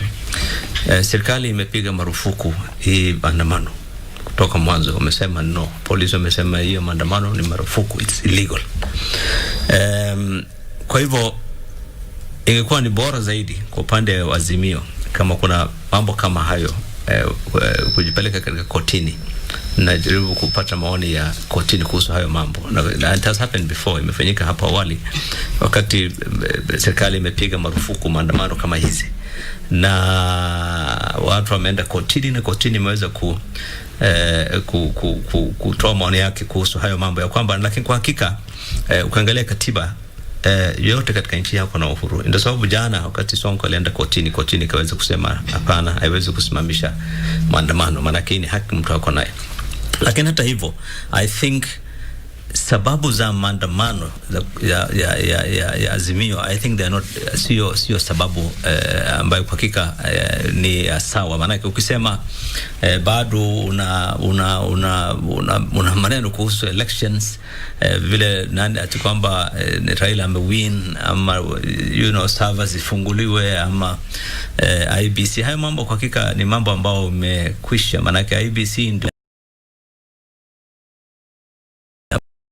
uchaguzi, na pia Supreme Court iliweza kutoa uamuzi wa mwisho kuhusu hayo mambo. Kwa hivyo kuleta hayo mambo ni kuonyesha kwamba hawana imani ama hawako radhi na institutions yetu ambaye kwa hakika zimetengenezwa kikatiba. Kwa hivyo I think it's wrong. Kama ni maandamano kuhusu tu bei ya bidhaa imekuwa mbaya, na that one is okay, lakini ukisema you have to open this up, I think kwa hakika katika hali ya uchumi ambao tuko nayo wakati huu, I think kufanya demonstrations kila wiki, tena mara mbili kila wiki, bana, hiyo nafikiri ni too much. And I think hata kama una haki, I think kufanya maandamano kama hizo sio sawa. Umesema vizuri kwamba serikali kupitia Inspector General wa Polisi iliweza kuharamisha hayo maandamano na kwamba Azimio angetii labda ule uamuzi, lakini pia kikatiba wana haki, kifungu cha 37 wana haki ya kuweza kuandamana, bora tu kwamba wasibebe silaha, wasiharibu mali na mambo kama yale. Wao wanasema kwamba ni haki yao kuandamana kikatiba. Kwa hakika ni haki yao. Na kwanza huyu commissioner, huyu Inspector General wa Police, sidhani kama anaelewa sheria. Maana sheria inaruhusu wewe ukitaka kufanya maandamano ama mkutano una apply kwa OCS ya hiyo sehemu, sio kwa police Inspector General. Police Inspector hana powers ya kusema ama ya kupiga marufuku mkutano yote katika nchi hii. Ni OCS ya banake inasema katika hiyo application yako unataka kufanya maandamano ama unataka kufanya mkutano ama rally katika sehemu fulani kutoka wakati fulani mpaka wakati fulani, na kulingana na hiyo program polisi wanatakana provide support, escort, na mtu akivunja sheria then you deal with it. Hakuna wakati katika hizi maandamano kwa hakika ambao polisi wamesema okay, sawa mnataka maandamano, yes, patieni sisi program yenu, mnataka kuanza kutoka point hii mpaka point hii, ndio basi tutaweka askari, serikali iko na askari kutosha. Wao wakivunja sheria then you can deal with them. Lakini kusema maandamano ama mkutano zote ni kupiga marufuku, I think it's not right. Na tena katika hizi groups mbili serikali ndio I think iko na the greatest responsibility kwa hakika. Maana serikali iko na jukumu ya kuendesha nchi. They need to take a greater responsibility. Uwezi kushindana na group ambao kwa hakika wamekosa namna, wanajaribu kutafuta namna ya kujirini. You can't. Yes. Sasa atarejea kwako baadaye. Nije kwako wakili Kidhi, wewe pia ni mwana uchumi. Na Azimio alianza Jumatatu iliyopita, akaongeza Jumatatu hii, na sasa ni wazi kwamba watafanya mara 2 kwa wiki. Sasa tunasubiria kuona labda Alhamisi itakuwa vipi. Tathmini yako athari za maandamano haya katika uchumi wa taifa ambao tayari unasemekana kudorora? Naam, asante sana kwa hoja hii. Kwanza muhimu lazima tuelewe kwamba kuna tofauti ya nchi na utaifa na pia uraia. Nchi ni ile tuliopewa, si kusudi letu, lakini siku moja kuna Mwingereza na wazungu walienda Ujerumani wakapanga Afrika itakuwa vipi, wakaikatakata, tukaitwa nchi ya Kenya. Baada ya kuitwa nchi ya Kenya tukaanza mbinu za utawala, tukapata utaifa. Sasa utaifa uko na maslahi yake. Kwanza kabisa tuseme, baada ya kupata utaifa kuna majukumu ambayo yalipewa wananchi, na kujumika kwa wananchi kwanza ni kulipa kodi kwa serikali. Kwa hivyo ukifika katika umri fulani hapa nchini kwa uhuru wako mwenyewe, kuna hali ya kushurutishwa katika mipangilio ya kidunia ambao unaishi. Uhuru kwa hivyo hauko parawanja, yani huna uhuru ule ambao huna mipaka. Uhuru wote una mipaka. Pili ni kwamba serikali ambayo iko katika mamlaka kwa wakati wote ule si serikali ambayo inajidumisha yenyewe, inadumishwa na mwananchi. Kwa hivyo serikali hiyo huwa inalipwa na mwananchi, mapato ya mwananchi kwa upande wa kodi ili kuidumisha pale. Hakuna rais anaingia ama kiongozi anaingia katika uongozi akatumia hela yake ya mfukoni ili mradi kwamba kuongoze wewe. Ni pesa yako unampa kisha kuongoze. Kwa hivyo kujukumika kwa kiongozi ni kuangalia maslahi ya yule mwananchi na si ubabe akili, fikra, hisia zake. Kwa hivyo muhimu ni kwamba ukiwa katika uongozi, wewe ni kiongozi wa wananchi. Mwizi, mchawi, mtu ambaye akili yake, kejeli yake ni kukuumiza, kukasirisha, wale wote, ikawa kwamba wewe ni kiongozi. Ilhali wakati wa kutafuta uongozi kuna kitu kinaitwa demokrasia. Demokrasia maana yake ni kwamba wakati baada ya mzunguko wa miaka 5 lazima tujigawanye kama wananchi kwa hisia, kwa ukabila, kwa mambo yote, mirengo yote ili mradi kwamba mtu mmoja aweze katika nyadhifa fulani kupata kile kiti. Kwa hivyo katika uraisi ni kwamba lazima tujigawanye, na hakuna sheria inayosema huwezi kujigawanya kwa kabila. Una haki ya kupiga kura kikabila, una haki ya kupiga kura kidini, kirangi, bora tu mtu fulani aweze kupata uongozi. Baada ya kufikia uongozi kuna mikakati ya uongozi ambao ni katiba. Kwanza katiba inasema kwamba wale watu unawaongoza kwa sababu ya vipengele fulani. Moja hapo ni kwamba wao wana sauti ya kwanza, article 1. Ya pili ni kwamba wakati wana shida fulani wanataka kuongea, uwaruhusu waweze kuongea kwa mujibu wa sheria. Lakini ikiwa kwamba huyu anataka kuongea na huyu na huyu na huyu, wakikongamana jijini Nairobi, kutakuwa na mtafaruku. Kwa hivyo kuna mipangilio ya kisheria kwamba upeane notisi kwa polisi ili mradi kwamba wahakikishe kwamba mahali hapa kutakuwa kwa mfano na mbio za marathon, mahali hapa kuna shida fulani, kwa hivyo mtapitia njia fulani na fulani na fulani ili mradi kwamba kuwe kuna amani. Amani kitu cha kwanza. Kwa hivyo Azimio wana haki ya kuandamana. Wananchi wana haki ya si Azimio peke yake, mwananchi yote, hata kama wewe si mwananchi, si mfuasi wa Azimio, ukiona kule watu wanaandamana, ikiwa kwamba kinachokufurahisha ni mambo ya chakula, unga uko juu, haya mengine huyataki, unaungana nao hapo peke yake. Lakini tuje pia kwa uongozi na azimio, ni kwa nini wanaandamana. Haki ya kuandamana ipo, lakini pia ina mipaka ya kwamba huwezi kuandamana ili mradi kwamba ukaweze kuharibu mali ya watu. Mifano ipo, kuna kuandamana ili mradi kwamba mkasema kwamba tuongezee mishahara, kuna kuandamana ya kusema kwamba bei ya unga iko juu, alafu kuna kuandamana kwa kibinafsi ili kusema kwamba haki yangu mahali fulani sikuipata. Sasa kama kakangu mkubwa alivyosema hapa, ni kwamba mithili ama hali ya kuandamana ambayo tuko nayo sasa ni tofauti na hapo nyuma kidogo, kwa sababu baada ya uchaguzi tulikaa tukasema kutakuwa na katiba, aidha inatutosheleza ama itoshelezi. Tulisema baada ya kesi ya koti ya upeo kusema mshindi ni nani, ni marufuku mtu yoyote baada ya hapo kuwa na haki yoyote ya kutathmini uongozi ulikuwa enda kwa nani, kwa sababu baada ya hapo tutakuwa na amiri jeshi mkuu ambao ndiye rais wa nchi ya Kenya. Mwishowe basi ni kwamba mambo ya uchaguzi yana mwanzo yana mwisho. Wakati wa ujenzi wa taifa upo ambapo tuliuweka ni katikati ya baada ya uchaguzi na uchaguzi mwingine. Tukifika hapo ni kwamba lazima tena kule kujigawanya kurudi, kisha tuanze tena kujenga taifa, kisha tujigawanya tena. Hiyo ndio demokrasia, mfumo wa uongozi tuliochagua. Basi haina budi ya kwamba mtafaruku uwapo kama kuna sababu. Nikukatize kidogo japo hujanieleza athari zake kiuchumi, lakini kidogo tu pale pale kwa dakika moja basi, unapozungumzia kwamba ndio wana haki na kadhalika, lakini pia si katika njia ambayo si nzuri, wao pia labda wanaazimia watasema kwamba sisi tunafanya kazi ya upinzani. Rais alisema kwamba nataka upinzani ambao unafanya kazi, upinzani ambao ni thabiti. Wanaweza kusema sisi tumeanza, we are keeping the government in check kwa Kiingereza.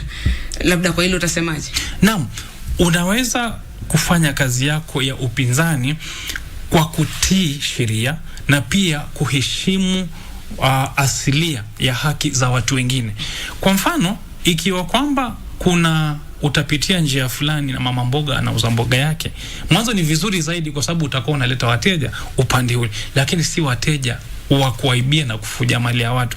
Ni wateja ambao watakuwa wanatembea katika njia hili ili mradi ya kwamba waweze kutangamana kwa asili ya sheria na mujibu wa sheria.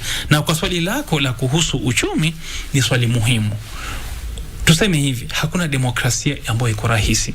Uchumi ni kwamba kweli utadorora kwa muda, lakini kumbuka ya kwamba wakati yale maswala ambayo yanamkumba mwananchi yataweza kuzingatiwa ili mradi kwamba amesikizwa, inaitwa the right of expression, amejieleza kupitia kwa msukosuko ambao tuko nao, akisikizwa basi suluhu itapatikana. Lakini la muhimu ni kwamba tusipeane picha ya kwamba kila wakati wa kwa maandamano kazi haiwezi kuendelea. Ni kwamba maandamano yanaweza kuendelea, biashara inaweza kuendelea, na that is the highest point. Hiyo ni nukatize pale. Acha nikuja kwako Bwana Bilo Kero. Anasema kwamba maandamano yanaweza kuendelea, biashara zikaendelea, lakini tumeangalia jijini Nairobi na katika miji kadhaa unakuta kwamba biashara zimefungwa. Athari za maandamano haya kwa uchumi ni kama zipi, pia ukizingatiwa kwamba pia mara ya kwanza maandamano naibu rais alisema kwamba tupoteza shilingi bilioni ngapi? Shilingi bilioni 2. Tukaona gavana wa Nairobi akisema kwamba walipata mgao nusu ya kile ambacho wamezoea, ama mapato nusu, takriban shilingi milioni 30. Athari zaidi ambazo tutashuhudia katika maandamano kazi ipi? Athari za hizi maandamano I think ataeneza kuzidi zaidi ya 2 billion. Of course it is more because Nairobi unajua ndio center ya uchumi yetu. At least 60% ya economy ya nchi ni hapa Nairobi. Na wakati kuna maandamano watu wengi waende kazi. Kama jana nilikuwa town, juzi siku ile pia nilikuwa katika town, hakuna, watu wamefunga biashara, ofisi zimefungwa, hakuna activity inafanyika. Na I think shida kubwa sana ni sio hata waandamanaji peke yake, ni polisi. Watu wengi wanatoroka kwa sababu ya polisi, sio ati kwa sababu kuna waandamanaji katika town ambao ukiona tu polisi na riot gear, kwa polisi ukikupata kama wewe ni mwandamanaji ama wewe ni raia unakuvuruga. So uchumi inaathirika sana kwa njia nyingi sana. Kwa hivyo I think kusema 2 billion shillings ama revenue ya county, I think hiyo sio hivyo bwana. Kuna mambo mengi ambao katika uchumi kwa hakika kama manake niko na kazi katika ofisi yangu, ya kupata tenda ya kuorder hizi vitu katika nchi nyingine, na leo sijaweza kuenda kazi. Hiyo biashara yangu imeathirika mbaya. So I think kuna taathiri kubwa katika uchumi ya nchi hii. Uchumi wenyewe ilikuwa kwa hali mbaya, na sasa imekuwa hali mbaya zaidi. Hii serikali ya President William Ruto ilichaguliwa kwa hakika kwa sababu walisema tunataka economic revolution. Ilikuwa ni kwa sababu ya uchumi.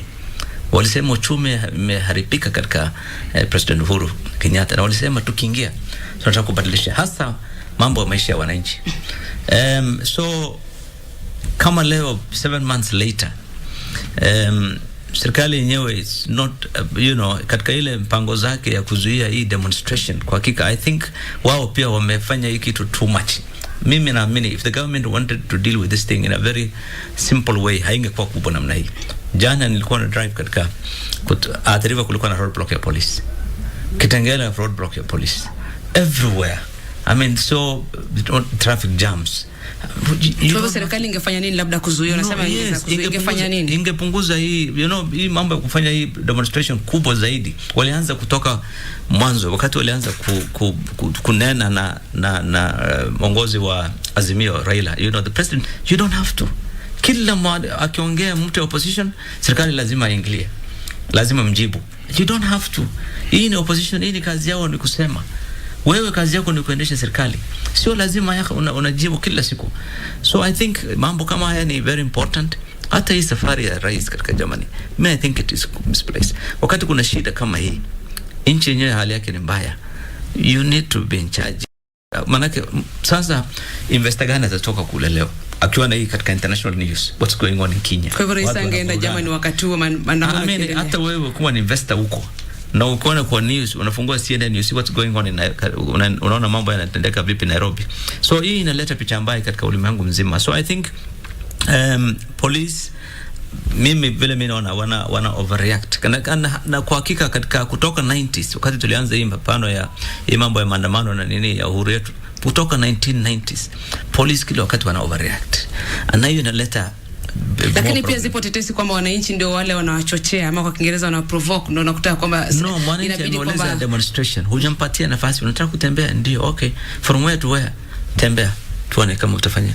Kutoka mwanzo ulisema no, sasa uliposema no, huyu anaona kama haki yake amenyimwa, amesema no, lazima tatembea because ni haki yangu. So wewe ni serikali, usishindane na hao watu bwana. Wakitaka kutembea, paachia nafasi watembee, kila mtu aone wametembea, lakini umetembea na hawakuweka amani, then you can deal with them. Lakini hujampatia fursa, unasema no, hao watu wanafanya demonstration na hawajafanya peaceful, hata hujampatia nafasi ya kufanya demonstration. So I think government yenyewe action yake mimi naona lazima tuangalie vile tuna deal hii maneno. And I think Raila kwa hakika he is very happy, manake pale alikuwa anataka serikali ndio hii. Tutakuja hapo baadaye utueleze labda wanatakaje mwisho wa kwisha. Bwana Keith, nirejee kwako. Tuangalie, bado tuko pale kwa uchumi tu, manake wewe ni mwana uchumi. Kule kuondolewa kwa riziki kwa baadhi ya bidhaa kama mafuta, serikali ya sasa iliweza kuondolea mbali riziki, kunradhi, zile ruzuku kwa madai kwamba haingeweza labda kustahimili. Na wasema kwamba kule kuondoa zile ruzuku kumetusaidia sasa tunaweza kuweka uchumi mahali ambapo inafaa kuwa. Labda kidogo unaweza kusema nini kuhusu serikali ya Kenya Kwanza kuondoa ruzuku ambazo ziliwekwa na serikali iliyopita? Nadhani swala kubwa ambalo linamfanya mwananchi azingatie sana maandamano kwake ana hisia gani ama ukaribu gani. Ukaribu wake mwananchi ni kuhusu hali ya maisha ambavyo ipo. Ni kweli kwamba dunia nzima nchi nyingi sana zinatetesi hasa kwa wananchi wao kuhusu mambo ya uchumi, lakini nataka kueleza kitu kimoja kwamba mwananchi akikuchagua ana matarajio yake, hasa kama kuna ule mkataba unaoweka naye katika ndimi zako wakati wa kampeni. Kwa hivyo kuna matarajio, tukaita legitimate expectation. Sasa ile matarajio ndio yanaleta hizi hisia zote kwamba ulisema kwanza unga utakuwa chini, mafuta yakawa chini, lakini bado tunaona inapanda. Zipo sababu zingine. Kitu cha kwanza ambao nitaeleza kwamba serikali ya Kenya Kwanza is a bad communicator. Haijielezi kwa upana, kwa ukaribu na mwananchi, kumfahamisha nini kinachoendelea kwa mazingira ambayo tuko ya dunia na ya nchi yetu. Kuna jua ama kiangazi, kuna bandits ama wale watu ambao wanapora ama kuiba wanyama kule Baringo. Kuna nini na nini kinachoendelea, ambao serikali iliyopita ilikuwa na urahisi sana. Pili na muhimu ni kwamba hata kama wewe una mikakati yako utakavyoendeza serikali, kwanza ukumbuke kwamba unaendesha serikali si kwa mjibu, it's ile corporate identity ya serikali, si ule ukubwa wa serikali ama ile biashara ya serikali vile unavyoiendesha. Ni mwananchi kwanza, the social capital ambao uko nayo kwa mwananchi, kama ulivyotafuta kura kutoka kwao. Kwa hivyo kwanza utafute mwananchi anataka nini, kitu cha kwanza, ili uonekane kwamba unahusiana na mwananchi. Ile responsiveness kwa mwananchi ni kwamba kama anataka mambo ya chakula shughulikiwe, enda hapo kwanza umshughulikie, kwa sababu wangejieleza kwamba ndio baada ya miezi 4 tutakuwa tumeweka mikakati ifuatayo na chakula kitakuwa kimerudi mahali fulani. Kungekuwa na urahisi wa mwananchi kujiweka katika hali ya kipimo kwamba ikifika siku fulani ndio niko na shida, lakini baada ya mwezi 1, wiki 3 kutakuwa na upungufu wa bidhaa zifuatazo. 3 ni kwamba serikali iliyopita ilimudu, si lazima ugeuze kila kitu, ilimudu wananchi kwa sababu ya hizi subsidies. Ukiziondoa unamwacha yule mwananchi bila ile hifadhi ama ile protection ambayo serikali nyingi zinatumia, ili mradi kwa mwananchi wa kawaida endelee na maisha yake kujitafutia, lakini kwamba anaweza kujikimu kimaisha. Ni mbinu inayotumika dunia nzima. Ukiitoa ile, maana yake ni nini? Ni kwamba unamwacha mwananchi bila ile hifadhi ya kujikimu ya kiuchumi. Hivyo basi ni kusema kwamba kama zile subsidies, why fix that which is working? Ni kwa nini ugeuze ile ambayo yanakufanyia kazi katika uhusiano na mwananchi? Kwa hivyo ule mwananchi ni lazima umwangalie kama kifaa cha kwanza katika uongozi cha kumkimu. Kwa hivyo zile subsidy kama zitolewa na zikuwa zinafanya kazi ni muhimu. Na kwa hivyo kufikia sasa labda serikali ya Daktari William Ruto imefanya la mno la kutosha kuhakikisha kwamba japo walipata uchumi katika hali ya kudorora kama mlivyosema, kwamba angalau wanaanza kufufua ule uchumi. Unahisi kwamba miezi kuelekea 7 baadaye wameweka mikakati na kuna kitu nadhani mikakati ipo ile wameweka ya kuhakikisha kwamba mwananchi ana uwezo wa kujitegemea. Kwa mfano wakaweka pesa ama hela ambazo mwananchi anaweza kuchukua kisha karudisha polepole, na mikakati mingi mingine. Lakini mikakati ile si ya moja kwa moja ya kumwathiri mwananchi ama kumsaidia pale alipo kwa sababu ya uchumi vile ilivyo. Zile subsidies zinaenda moja kwa moja kuwa na uhusiano wa kiuchumi na mwananchi ambao hazingetolewa kwanza, alafu baadaye hizi zingine ambazo zina ile long term, muda mrefu unaohitajika, ili mradi kwamba ziweze kurudi chini, zingetumika. Kwa hivyo nadhani katika mipangilio ya priority ni kipi ambacho kinakusudiwa kwa haraka na chengine baadaye, kidogo kuna mchanganyiko. Wangeendelea kumshughulikia mwananchi kwanza ili gharama ije chini, na hakungekuwa na sauti ile ambayo tunasikia ya upinzani kuyatumia. Kumbuka kwamba mpinzani kawaida yake ni kumkanganya yule ambaye kwa uongozini, irritant, ili mradi kwamba aweze kuchanganyikiwa, aweze kuchukua uongozi baadaye. Pili ni vile wanavyofanya ni kwamba wanaweza kuwachukua wananchi, kuwaweka mbali sana na serikali na kuilaumu serikali lolote lilo ambalo wataweza kulipata. Msikilizaji wa KBC Radio Taifa na vile vile mtazamaji wa KBC Channel 1, tunaendelea kuzungumzia kuhusu hali ya uchumi hapa nchini na wageni hapa studioni. Tupe kauli zako kupitia mitandao yetu ya kijamii kupitia hashtag ya Zingama GMK @Doramanya Radio Taifa FM @Mamkondo ama pia @KBC Channel 1. Tutakuwa tunaangalia baadhi ya jumbe zenu na vile vile muda ukiruhusu utapokea baadhi ya simu katika muda usiokuwa mrefu. Lakini turejee hapa bwana Bilokero. Mahali tumefika sasa, pande zote tumeona viongozi wa kidini, wananchi wanazungumza, viongozi mbalimbali, washikadau wanasema kwamba ipo haja ya mazungumzo kati ya Rais Daktari William Ruto na kinara wa Azimio Raila Odinga. Upande wa serikali wamenukuliwa kusema kwamba hatuko tayari katika masuala ya handshake ama serikali ya nusu mkate ama serikali ya muungano. Na upande wa upinzani wanasema kwamba sisi hatuna haja ya handshake.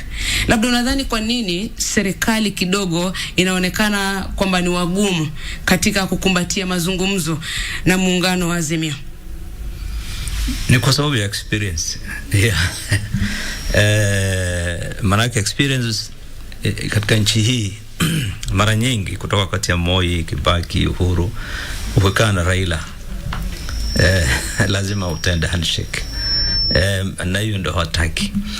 Na jambo la pili nafikiri serikali hawataki mkutano kwa sababu Azimio imesema shida yao kubwa number 1 ni mambo ya service, mambo ya election na mambo ya IBC. Na hizo ni jambo ambalo kwa hakika upande ya serikali hawataki kufungua hiyo chapter tena. Ni mambo ambayo imefungwa, manake Supreme Court imetoa azimio ya mwisho kuhusu hayo mambo. So hawataki kurudishwa pale tena katika mzungumzo ambao italeta itaanzisha tena mgomo kuhusu nani ali win hii election. Kwa hivyo I think ndio sababu wanajaribu ku avoid. Lakini kwa hakika jukumu la kuleta amani katika nchi ni ya serikali. Na serikali lazima itafute kila mbinu. Hawana namna nyingine. Huwezi kusema tutumie nguvu. Nguvu kila wakati haiwezi kufanya kazi. Ukileta nguvu inakuwa vurugu, na vurugu inaleta maafa, inaleta shida katika uchumi na kila kitu. So I think itabidi serikali kwa kila namna lazima wajaribu kutafuta njia ya kuongea na hao watu. Kwa maana kupitia kwingine, lakini kusema lazima at least kwa upande ya kuzuia hizi maandamano isiendelee at least. Na watu sangine sio lazima unaongea tu kwa sababu unasikizana. Saa nyingine mnaweza kuongea tu, lakini hata hiyo mazungumzo yenyewe inaleta amani, temperatures inaenda chini na watu wanazuia ile maandamano na kidogo nchi. Na I think they have no choice. Jambo la pili tena ni Azimio ni upinzani. Serikali yenyewe ilifanya kuna makosa zilifanya. Wakati umechukua wapinzani wote katika bunge, wakati elections zilifanywa, wabunge wa upinzani katika bunge ilikuwa ni sawa na wale wa ama at least more actually na wale wa Kenya Kwanza. Lakini leo ukaenda bunge, nafikiri karibu bunge wote wamekuwa ni ya serikali, because kila mtu sijui walifanya nini, lakini kila mtu ameenda upande wa serikali. So upinzani imekuwa ni sasa katika bunge hakuna upinzani. Imekuwa ni upinzani lazima uwe katika barabara, katika streets huko nje. Kuna Raila na Kalonzo na Karua na wale wengine. So I think katika serikali pia you don't need to do some of these things. Because ukiua upinzani katika bunge, then upinzani itatokea katika streets. Lakini I think ni muhimu sana na nashukuru vile viongozi wa dini na viongozi mbalimbali wanajaribu kuleta pamoja. I think hakuna namna, lazima watu wakae pamoja, otherwise huyu bwana he has nothing to lose, no opposition. Tena anakaa nyumba yake tu anatangaza kazi ende Thursday, kazi ende Monday, na mambo itakuwa tu hivi na hatuwezi kuendelea ruti. I think something needs to be done. Bwana Kidhi, unasemaje kuhusu hilo kwenda mbele? Itakuwa namna gani? Manake sasa viongozi wanasema ipo haja ya kuzungumza, lakini pande zote mbili kuna ugumu. Hawa wanasema hatutaki handshake mnavyosema, lakini pia serikali inasema sisi hatuko tayari kwa hiyo handshake. Sasa itakuwa namna gani? Haya mazungumzo ambayo tunazungumzia, viongozi wa kidini wanasema labda tumefika wakati ambapo tutahitaji mtu kutoka nje, kama wakati ule wa marehemu Kofi Annan alivyokuja hapa nchini kuhakikisha kwamba wale viongozi wanaketi chini kuzungumza na kupata maridhiano.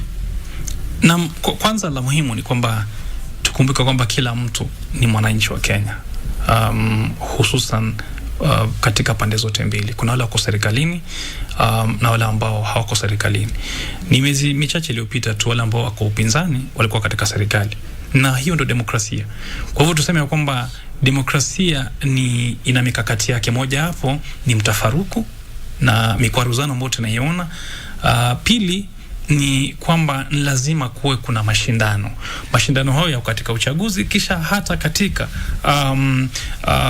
fadhila za kila siku ambazo zipo, watu wakawa na kwaruzana na kushindana. Kwa hivyo tulikubali ya kwamba ni katika hali ya maisha na mfumo ambao tulikubali. Pili, huwezi kuwa katika uongozi kisha ukatae kusema kwamba wale sitawasikiza, wale nitawasikiza, ni marafiki, wale wakiongea wananipendeza, sauti za wale zinanikasirisha. Hakuna hilo. Ya kwamba kama ni kiongozi wa dhati, lazima umaarufu wako utakuwa katika hali, hususan wale ambao wanakupinga, uwe unaweza kuwarai wakusikize kisha wasikize, na uweze kuwa na vipimo vya kuwasongelea karibu, hasa katika uwiano wa mazungumzo. Kwa hivyo kwa vyovyote vile wananchi wote wawe na njaa, wawe wachafu, wawe ni waeledi wa mambo fulani, kisha lazima uwasikize. Kwa hivyo mimi naona hakuna njia yoyote isipokuwa kuwe na kongamano la kuweza kusikiza kila mtu, hususan wale ambao sauti zao kidogo zina kejeli zaidi za kuleta mitafaruku ambao tuko nao. Nchi yote ile ingekaa, na nadhani katika uamuzi wote semi za kusema ama ndimi za kusema kwamba kuwe na uwiano wa kusikizana, ili kuwe na amani, utulivu, alafu siasa, joto la siasa lishuke chini, nadhani ni muhimu. Lakini hilo kongamano, lakini kwanza kabisa tuseme hivi, viongozi ambao wako katika serikalini, wako katika serikali kwa wananchi wote. Tuko katika nchi hii kwa sababu tuna majukumu. Nimesema tunalipa kodi kwa serikali, na uwe upinzani usiwe upinzani, ununue mkate, ununue maziwa, ununue mafuta ya taa, ununue diesel ama petroli, bado unaikimu ile serikali ambayo iko pale kukuipa kodi. Kwa hivyo aidha naitusi ana mkwaruzano na ama sina, jukumu langu nishalifanya mimi. Kwa hivyo ni wao waweze kunilinda, wanilinde kila rasilimali na wanisikize, aidha wanapenda ama wasipende, waweze kunisikiza. Kwa hivyo la muhimu hapa ni kwamba kuna ule uraia ambao tuko nao majukumu, watu wakijukumika uraia, ule utaifa wa viongozi uje uonekane, na baada ya hapo ikawa kwamba kama kitu ambacho tunakizungumza ni kuhusu chakula na bei ya chakula, bei ya vitu ambavyo viko katika madukani vishuke, basi hilo liweze kushughulikiwa ama tufahamishwe ni vipi linashughulikiwa. Pili, na ndaligawanya, kuna kile ambacho kinasukumwa sasa, kina msukumo wa kisiasa cha raia. Kile ni cha kumpa raia kule kumpendeza katika haya maandamano, ni chakula. Haya mengine si ya raia. Mambo ya sava, mambo ya IBC kuwa wale ambao wanawekwa pale, wala commissioner waweze aidha kurudishwa wale ambao walitolewa, ama kuwe kuna mfumo tofauti wa kuweka pale. Nadhani hilo ni la kisiasa. Kwa hivyo tuseme mbinu ambayo inatumika ni kuleta mseto wale ambao wanamkaribia mwananchi kuhusu bei ya chakula, na wale ambao ni ya kisiasa yakaletwa karibu. Ukiyachanganya hapa, utawavuta wale wananchi katika hisia zao, ili ule utangamano uweze kupiga jeki yale ya kando ambao ni ya kisiasa. Kwa hivyo mimi naloliona ni hivi, ni kwamba kuwe kwanza, mimi nikiongea kama wakili, ni kwamba kuna vipengele fulani ambavyo vimetuletea matatizo, hususan katika sheria ya uchaguzi. Kwa hivyo nadhani vile viweze kuangaliwa tena, kuwe na jopo la kuweza kulichunguza tena. Je, kumekuwa na makosa gani? Kwa sababu sheria ni zile ambazo kila wakati zinageuzwa ili ziweze kutamalaki na wananchi wenyewe, hususan katika mfumo wa uongozi, especially kama kuna makosa, zile reforms. Pili, kwa hivyo reforms ni lazima tuweze kuziongea, na kuna ubaya kuongea kuhusu reforms. Na pili ni kuhusu mambo ya chakula, lazima tuwe na kongamano ama uweledi wa kuweza kulishughulikia tatizo la chakula, ili mradi liweze kushuka chini, hata kama kutakuwa na adjustment hapa na pale, ili wananchi awe na fahamu ama fikra ya kuweza kuwa na serikali inayomsikiza. Naona bwana you see, huwezi kusema viongozi ambao wamechaguliwa wa mrengo wa Azimio uko tayari kufanya kazi na hawa. Kama rais wa nchi umechukua wa ODM, umechukua watu wa Jubilee, watu wa Wiper, wabunge wengi, umesema niko tayari kufanya kazi na hao wote. Lakini siwezi kaa na viongozi wa hiyo vyama. Hapa ndio kuna shida. Huwezi, because hao wabunge pia ni upinzani, wamechaguliwa kupitia hiyo chama, na chama iko na viongozi. So umesema unaweza kufanya kazi na hao wote, lakini siwezi kaa ama fanya kazi na viongozi. Hiyo I think it doesn't. Leo watu wakikaa pamoja, hiyo italeta shida. Kwa hivyo unataka kusema kwamba rais amejichimbia shimo mwenyewe kwa kuanza kufanya kazi na baadhi ya wabunge upinzani? I think so. Nadhani semi maana hiyo semi ni hivi, kwamba yule atakayemwoa mamako ni babako, upendo usipende. Sasa ni hivi ya kwamba huwezi kuwa unampenda mwanamke uliyemuoa lakini watoto wake huna haja nao, ama unapenda watoto na mama yao huna haja nao. Kwa hivyo nadhani kama una ushirika na wabunge wa ODM kwa mfano, uwe na ushirika na ODM kama chama. Mbona usiongee na chama basi ambacho kina watu wake?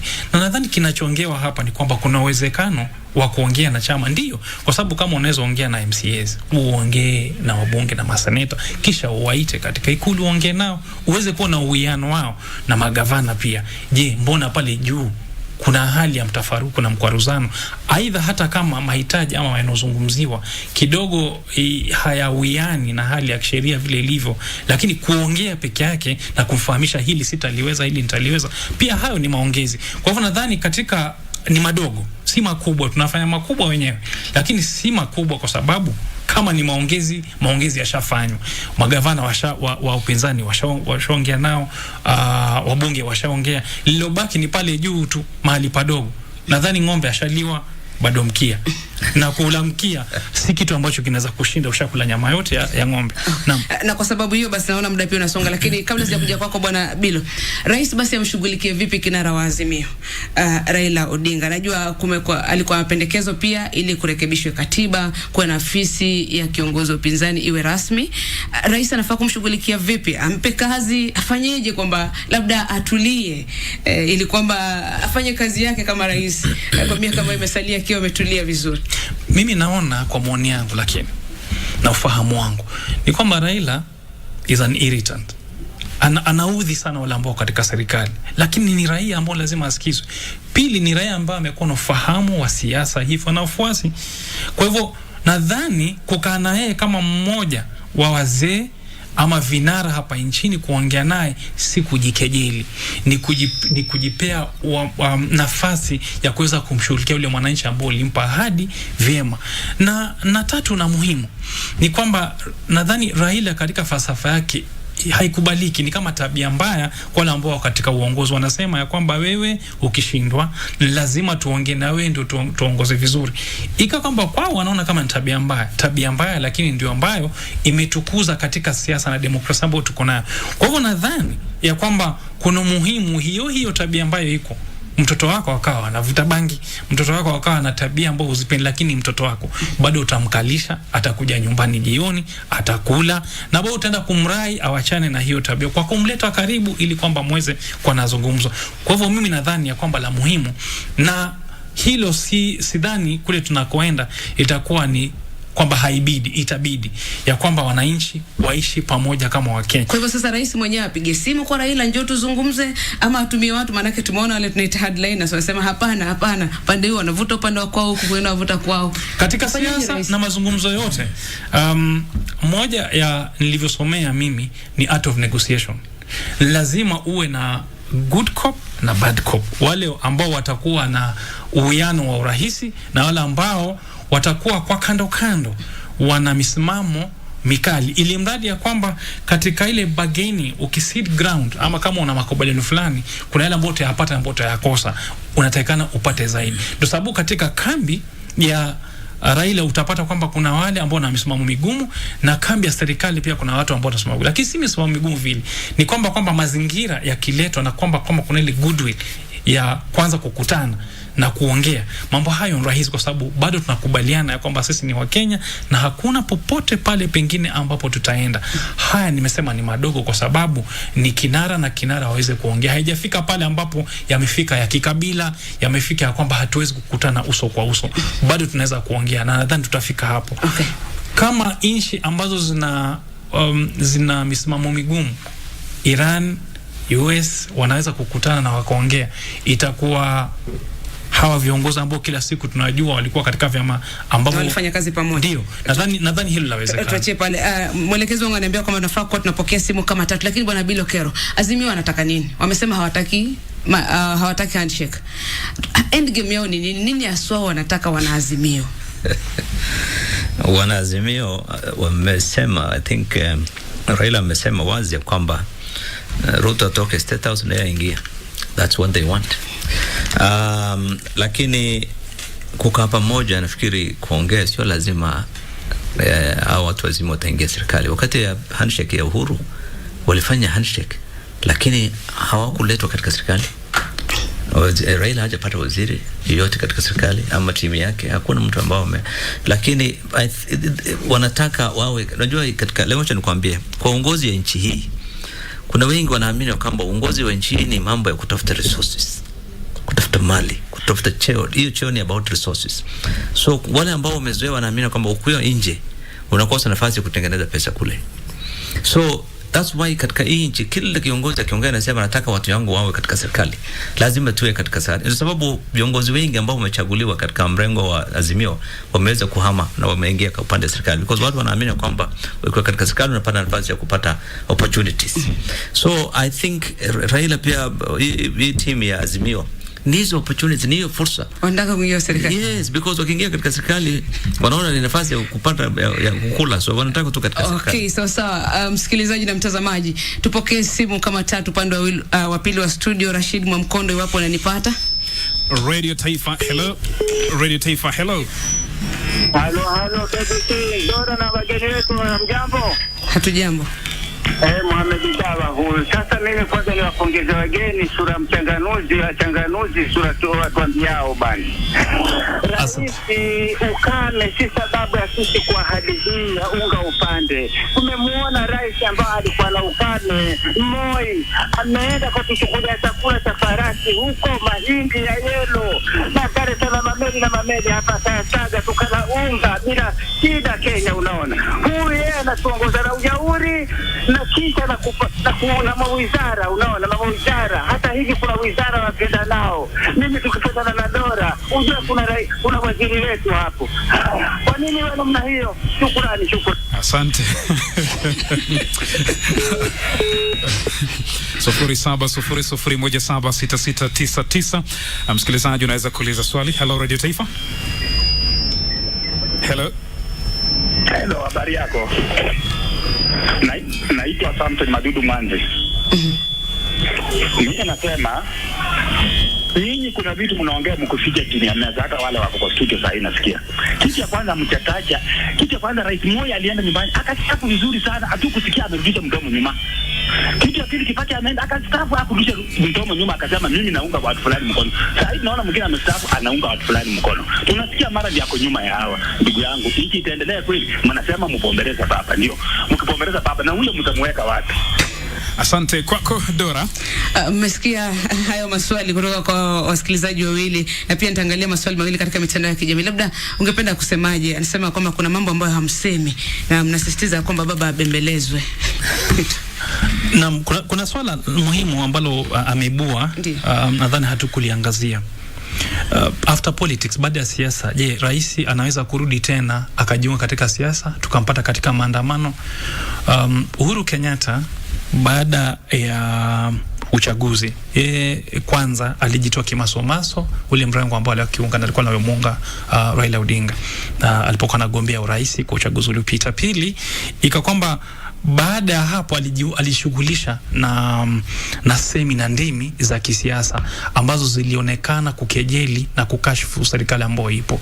Lakini hilo ni jambo ambalo nadhani hatujaliweka kisheria la kuweza kulikimu, ni jambo ibuka kweli kwamba kila mwananchi hasa baada ya uongozi hususan wa urais una ule uhuru wa kawaida wa mamlaka yote ambao utakuwa nao, aidha ama zile haki zote ambazo ziko katika katiba.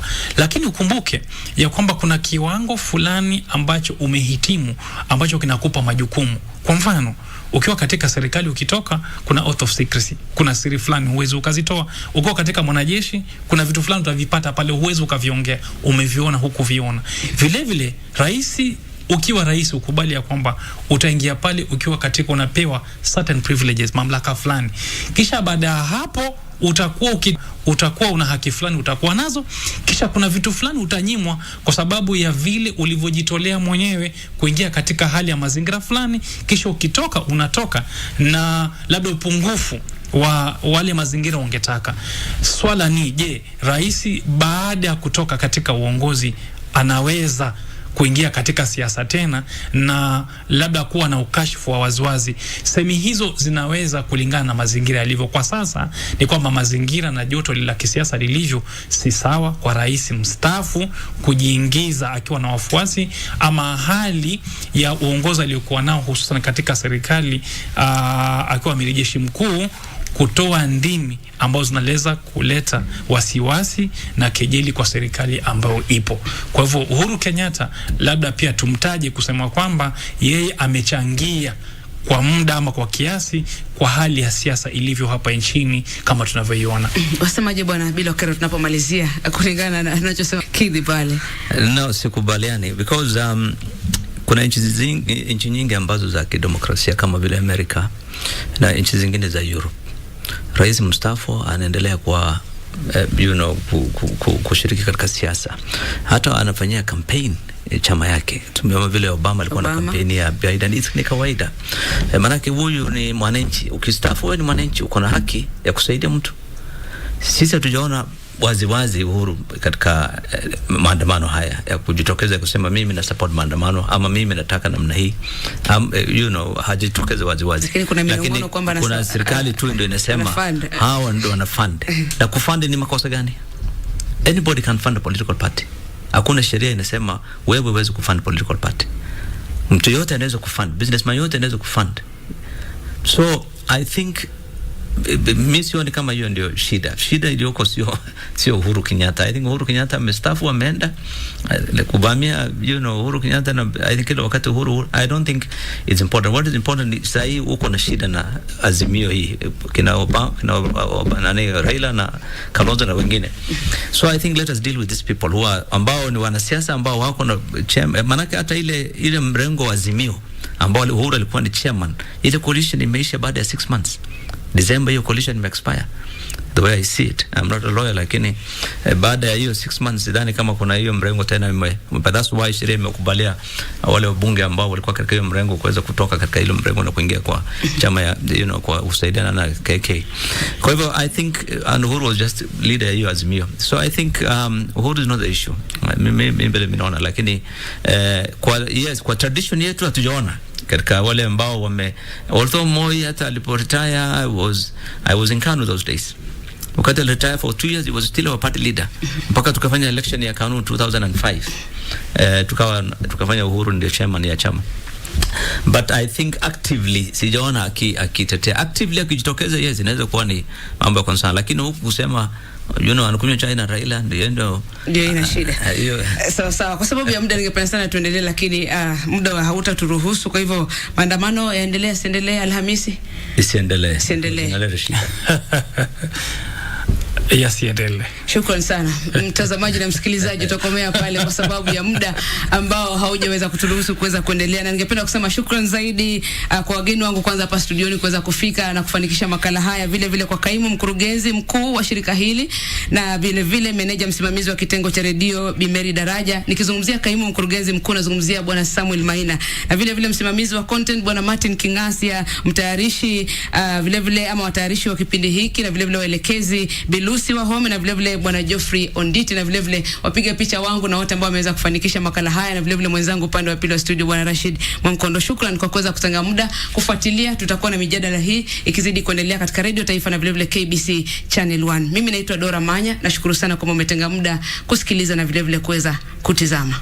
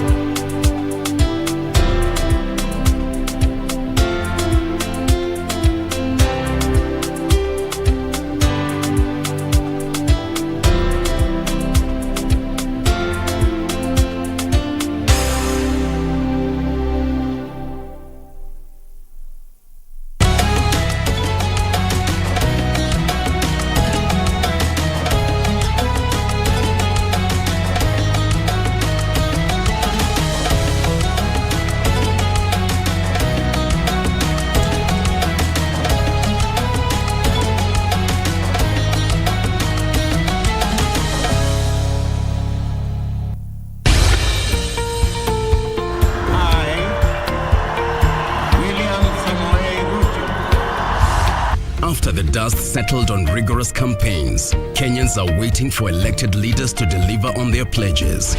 Have you used the hustler fund? When your children sleep hungry, when you can borrow 500 or 1,000 shillings and they have some food on the table. So the 500 you're giving me now is my purchasing power has literally been diminished comparing to probably even January or December. But how have the leaders performed so far?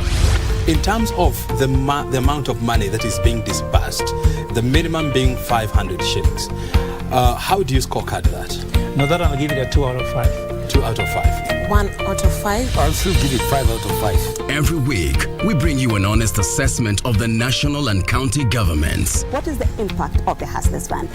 There are people who borrow praying they don't have to pay back. For example, they pray that the owner dies.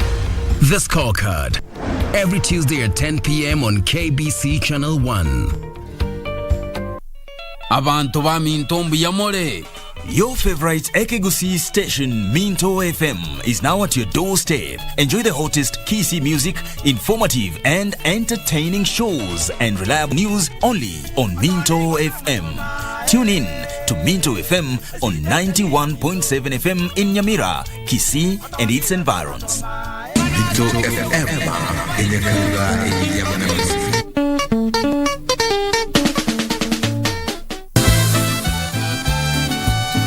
I saw the veterinarian arguing with your wife. I don't know what it was about, but they were arguing. For crying out loud, I'm not interested in women like you. I'm exactly the kind of woman that you want.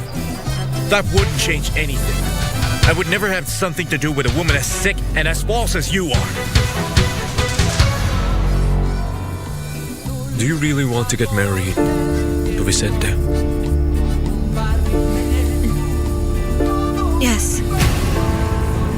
Tell Ruben that I want to ask him to do some things for me. That won't be possible, Oligari. Why not? Ruben has left the house. Son, you are definitely right. Your sweetheart is quite a ravishing woman. She's beautiful and lovely. I think a little bit more to the right. Fabiola?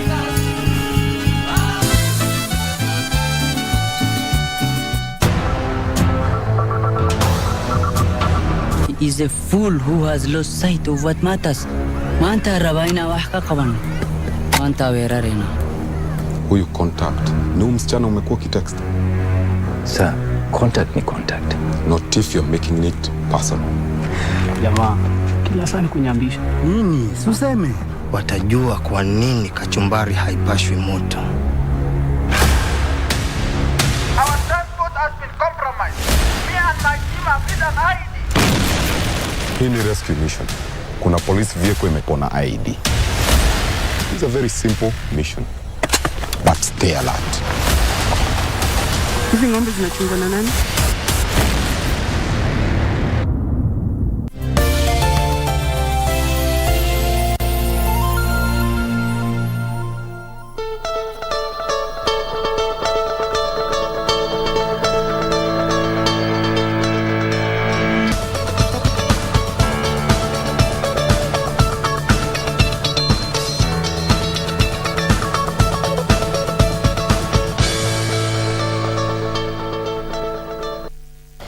Exactly 6 minutes past the top of the hour. You're right on time for our last conversation this Tuesday morning. On our entrepreneurship segment, we look at domestic tourism. We center our focus on embracing domestic tourism, and if the figures by the Kenya Wildlife are anything to go by, which showed the increase by up to 40% as of January last year, as far as revenue is concerned, compared to what was in the year 2020 during COVID and also 2021. So we look at just how this industry is faring, some of the challenges still existing therein, and just perhaps what local tours and travel companies are doing as far as this industry is concerned, and also how they're making ways in terms of getting more revenue and also bringing more Kenyans on board as far as domestic tourism is concerned. We look at that for the next 40 to 45 minutes, and my guests are already on set. I am holding court with Ida John, who is a tours consultant, and right next to her is Felicitas Muema, the director at Uwezo Tours and Travel Company. Ladies, welcome to the program. Thank you. Let me just start with you, Felicitas, as a director, just very quickly before we go to domestic, travel and tourism in the country. Just very quickly, tell me about Uwezo Travel, when it was formed and what the idea was. Okay, thank you for having me. My name is Felicitas. I'm one of the Uwezo Tours and Travelers directors. Uwezo Tours and Travelers, we have 1 year, and we do both local and international tourism. You do both local and international. Yes. We'll come in a short while to understand which one brings more revenue, at least as far as you're concerned. Yeah. But this is 1 year down the line, and you came on board post-COVID. And I want to latch on this particular one with you, Ida. We are seeing this as one of those sectors in the country where it's still trying to recover. Yes, at least there's been an increase so far, momentarily, slowly in terms of revenue. But you came post-COVID. How did you find the environment? In the tour sector? It was really hard, I can say that, because with COVID, no one was allowed to travel. Yeah. There was travel bans everywhere, not only in Kenya, but around the world. And it was really hard for the bans to be lifted, people to adjust from staying at home and starting to travel again, and then savings, most of those who travel, they usually save for them to travel. Yeah, so it was really hard, but at least now I can see it's picking. Yeah. It's picking slowly. Slowly. Did you see this as a business to invest in? Just listening to what Ida is saying, that really this was one of those areas that was difficult during COVID and even slightly in 2021, now that you came on board in 2022. You could have decided to do any other kind of business. I mean, entrepreneurship is broad and big. So why settle on a business whereby you're seeing how difficult it is to just pick yourself based on the various companies already existing? Why settle on this one? Travel. Tourism. Tourism. Yeah. Okay, personally, I like tourism. I like traveling a lot. And this is like a hobby for you? It's like a hobby. It's my hobby. And it happens, I had friends. We were like 5 friends. Then we decided, we used to travel a lot. These road trips, we used to travel. Then we sat down and decided, why can't we have our own company? We run this tourism thing. Yeah. Okay. Yeah. So regardless of the challenges which we'll talk about in a short while, for you it emanated from the fact that this was a hobby for you. Yes. You enjoyed traveling. We enjoy traveling. All right. Is this the same case for you, Ida? Yeah. You really are a tourism practitioner. This is what you studied in school. Yeah. I really love traveling a lot. I mean, going to new places. And not just traveling, I really love to go and experience the other people's culture. Yeah. Okay. So then, if this is what you enjoy as a Kenyan, from your perspective, and even just as a practitioner, someone who has studied this, you have practiced this, why is it that when you speak to a good number of tours travel company, they will tell you it is the international market, the foreign market, that brings more revenue compared to domestic market? Why is that, from your experience? From my experience, I would say, I think that was then, because right now, as we talk right now, domestic tourism is also improving. It's not like the time back. Most of youths, I'd say most of the youths are traveling a lot. They want to go and explore new things. They want to go and have fun with their friends. And at least I would say that the revenue is a bit lower because it's improving. But maybe I'd say the international tourism it's far much better compared to domestic. All right. Yeah. Have you experienced the same? As in, for you, is it more of international clients compared to domestic market, and if so, why? According to me, I would say domestic clients. According to me, domestic clients are more than international ones. This is interesting. I think that was their target when they were starting the company. Yes. Yeah, they were targeting the domestic travelers. So then you were saying that domestic, according to you, from your perspective, domestic client comprises of a bigger percentage compared to international market, which is different from what you'd gather from various different companies. What is so peculiar about this one that you'd see more domestic clients compared to, I mean, as in more of us Kenyans compared to international clients?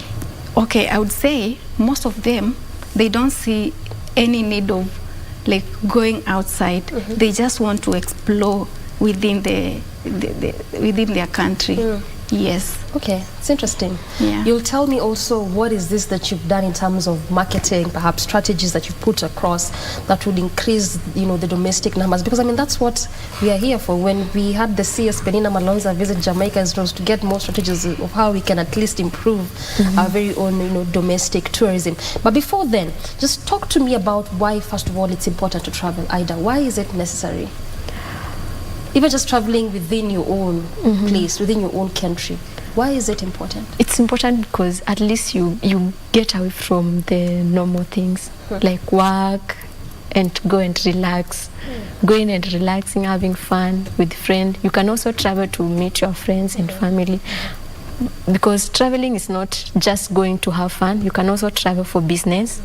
You go and do business when you're traveling for meetings and incentives.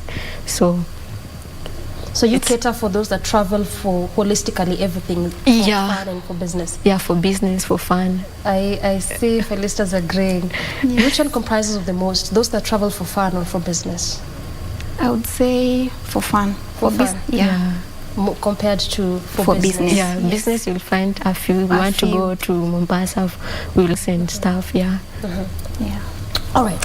So then you say that traveling is important. It is necessary. At least it helps you get out of your normal kind of environment. Yeah. But still, much as you say that domestic has improved, from your perspective, 1 year down the line since the company was established, it's not so much so as how you'd expect, particularly, especially when it comes to in terms of revenue. Just talk to me about some of these issues that you spot. Even just dealing with clients, for instance. Talk to me about domestic clients. What challenges do you spot when it comes to bookings and the likes? Okay, I would say concerning bookings for domestic, you can get a client, he want to travel maybe to Masai Mara, or he or she wants you to give him your rates, and perhaps we are many, like we have so many traveling and travel agencies, companies, we are many. So he want to hear your rates. He has some other companies' rates, so he want to compare your rates and the other companies' rates, so that he can know who's to choose, the company to choose to go and travel. Which rates are cheaper? Which rates are cheaper. Is that the biggest problem when it comes to bookings? Yeah, that is the biggest problem. So you have to... Competition. Yeah. It's very high. It's very high. So then how do you navigate? Because there's really quite a number of local tours and travel companies, especially now. Yeah, I remember during COVID, especially in 2020, we did quite a lot of conversations with numerous tours and travel companies, and also good number of them were coming up at that particular time. So staying afloat and staying in business, Listas is saying, and keeping up with the competition, what do you do? What strategy do you have? Can I go first? Yes. One, if someone is traveling, there is that unique thing they want. So you have to look for that thing and make sure he's satisfied. I mean, he gets what he wants. And if he gets what he wants, he will refer someone else to you. Mostly referrals will works for us, because if someone gets a personalized service, as in he gets what he wanted, he will definitely go and refer someone else to you and say, I traveled with this and this tour company. So if you want to travel, you can go and try them. Yeah. What is this unique thing that you'd say? Like going down from, like, what do you want? Customer service? Yeah. Okay. Customer service. You Tell have me to more. make sure that whatever he wants, he gets it. Yeah, no mistakes. No mistakes. Yeah. So I want to stick a bit on this competition issues, competition matter, I should say. You are saying either that going to the nitty-gritty of what the customer or what the client wants. Yeah. Felicitas, how else do you stay afloat? You know, in business, competition is the biggest thing we could talk about, because that's what makes businesses run anyway. So aside from just going to the nitty-gritty of what a client would want, of what a customer would request, how else do you stay afloat in business with this competition, taking cognizance of the fact that there are numerous tours and travel companies in the country? Okay, we offer some, maybe when you travel with us, we give you a hood for free, a t-shirt. So there's incentives for clients. Yeah. But that's mostly what other companies will do. Talk to me about this. Do you have strategies, for instance, just as a tours and travel company, do you have strategies, for instance, on how to stay afloat amidst high competition in the market? Because, again, you'd realize this is some of those businesses where someone would start because of the peakness of the market in terms of clients, whether it's international or local. But after some time, because of how numerous companies are there, they would just flop, because they can't stay afloat in terms of competition. Is there any strategy? Marketing. Marketing? Yeah. What about marketing? Right now, we've been doing more of the social media, because that is where mostly we get our clients from. And that is where most of the youths who are traveling most are. So we've been doing a lot of marketing to make sure that we reach our clients. Yeah. Social media? Social media. We've got influencers to market for us on behalf of us. Yeah. How has this helped your marketing strategy? Is this how you began when you're starting social media? Yeah, that is how we began. So that's still what you're doing? Yeah. Then how has it improved the revenues? You know, social media right now, it's everything. Like, if you want to, and if someone wants something, like right now, if I want to buy a cup, I'll go on social media or maybe Google, where can I get this one? Go to social media, look for them there and see if I can get what I want. So taking advantage of the social media and marketing ourselves there has helped us improve a lot. Yeah. Okay. So do you think that lack of knowledge of different travel destinations is what would make, let me say Kenyans, because we are Kenyans, speaking in our own context, that not having that knowledge of the different places that one could visit is one of the reasons as to why we don't have quite a lot of domestic clients. Felicitas, is that the case? Yeah, I would say maybe somebody doesn't know Masai Mara very well, and unless you tell the client, when you go to Masai Mara, you will see the big five and this and this. So you have to tell the client about where he or she is visiting, so that he can have that knowledge when he goes there, what he's going to see. How do you do this? Enjoy. Maybe we will come to our office and then we explain everything to you. Or maybe we call, we tell you everything. So assuming I'm a client, and we're just talking about how we can perhaps increase our revenue in terms of domestic tourism. And here we are all agreeing that sometimes the lack of knowledge of the various destinations, aside from Amboseli, Masai Mara, and those that we are aware of, is part of what is making us not to increase this revenue. So how do you do your messaging to make Kenyans know that we have various destinations which are beautiful sceneries that they could visit? Tell me, Felicitas. Like I said, how do you do your messaging? How do you structure your messaging to tell Kenyans that we have interesting sceneries, aside from what we know, aside from Amboseli, Masai Mara, you know, the common that we will know? How do you structure your messaging to inform Kenyans that we have interesting sceneries, we have interesting destinations that you might just want to explore and to visit so that we can increase our domestic clientele in terms of tourism. How do you do this? When coming up with the packages for various destinations, we usually make sure it has detailed information about the place where the package is for. Yeah, it's detailed. Like if it's Masai Mara, this is Masai Mara. This is how you'll go, and this is what you'll do. This is what you'll expect.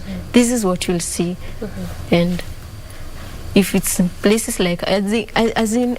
Like if you tell someone to go to Turkana right now, they'll be like, Turkana? What am I going to see there? But if you're making the package, you have to make sure it's detailed for them to see what is in Turkana so that the interest can grow. So let's just take a classical example now that you've mentioned Turkana. What is interesting there? Kenyans perhaps would be watching and want to understand that perhaps areas such as Marsabit, there's something interesting there. Areas such as there's something interesting there, like you mentioned Turkana. I just want to understand, like you were telling me that when when you do your packaging, you have all these details featured in there. Yeah. But just take a classical example of what you mentioned, Turkana. What is this that a Kenyan would want to go see in Turkana? First of all, we have a national park there, national reserve, in Turkana, and we have Lake Turkana. That is there. You can go and see. And we have craters in Turkana. You can go and Turkana, that is Turkana and Samburu. That is how the package, if you are to go to Turkana, we'll go to Samburu National Park and then Lake Turkana. Yeah.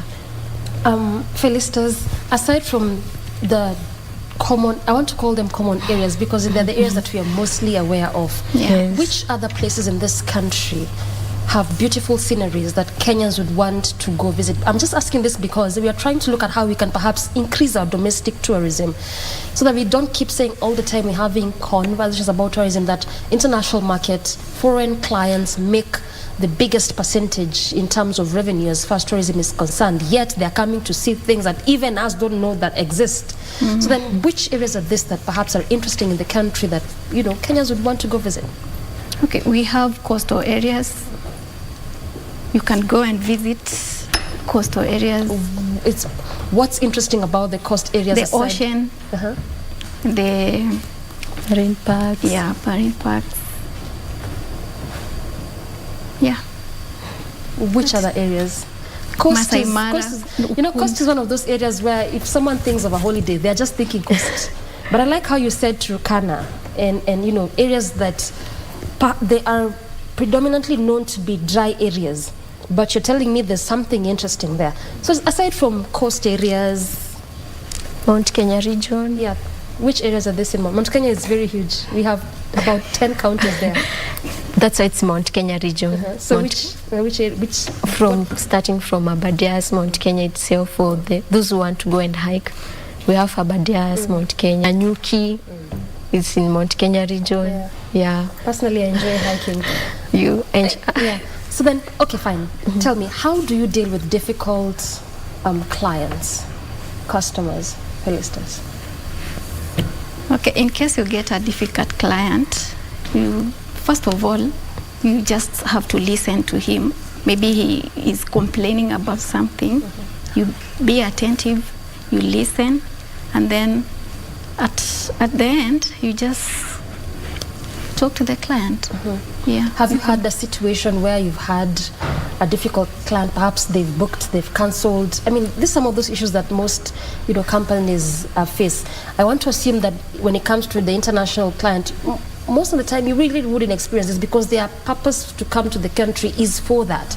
But then coming to our very own, like we Kenyans, have you had an experience with that? Someone booking, cancelling, or they just have an issue with perhaps even the destination, for instance, just a difficult client customer? And if this is the case, how have you dealt with that in a way that does not affect your business? So far we've not gotten a client who is complaining. Maybe he has booked and he wants to cancel the bookings. So far, we have not gotten that client. Most of them you find they are postponing. They are postponing. So then how do you deal with that? Because I'm assuming if someone is postponing, you've already cut out the day, everything is planned. When booking, we have the rules, terms and rules. So if you have to cancel your booking, then you have to make it earlier so that you do not incur cost. Yeah. And most of the clients you find, they want to go, yes, but their budget is very fixed. Just hold it there. I want us to talk about that, budgeting and saving, because you earlier on said that for travel to take place, it's as a result of someone consistently saving for, going for auditions. So someone has put a budget, and then the budget is not fitting into perhaps what the rates are looking like. Maybe they booked, they say they were going to pay, and then they don't pay, and just some of these issues. I want us to take a very quick breather. We come back and we look at that and so much more. Also the issues of human-wildlife conflict, how this is affecting most of this domestic tourism and domestic clientele. We look at that and so much more after this breather. Stay with us.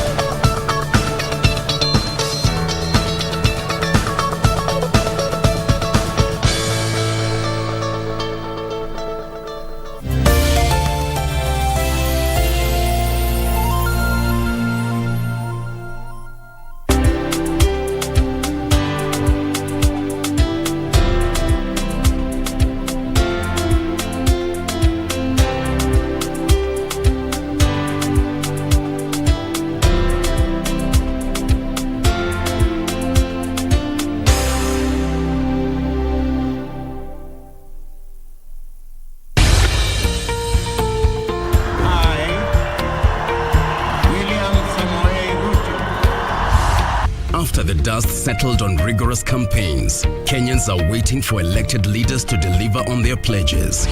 Have you used the Hustler Fund? When your children sleep hungry, when you can borrow 500 or 1,000 shillings and they have some food on the table. So the 500 you're giving me now is my purchasing power has literally been diminished comparing to probably even January or December. But how have the leaders performed so far? In terms of the amount of money that is being disbursed, the minimum being 500 shillings, how do you scorecard that? No, that I'll give it a 2 out of 5. 2 out of 5. 1 out of 5. I'll still give it 5 out of 5. Every week, we bring you an honest assessment of the national and county governments. What is the impact of the Hustlers Fund? There are people who borrow praying they don't have to pay back. For example, they pray that the owner dies. The Scorecard. Every Tuesday at 10 p.m. on KBC Channel 1.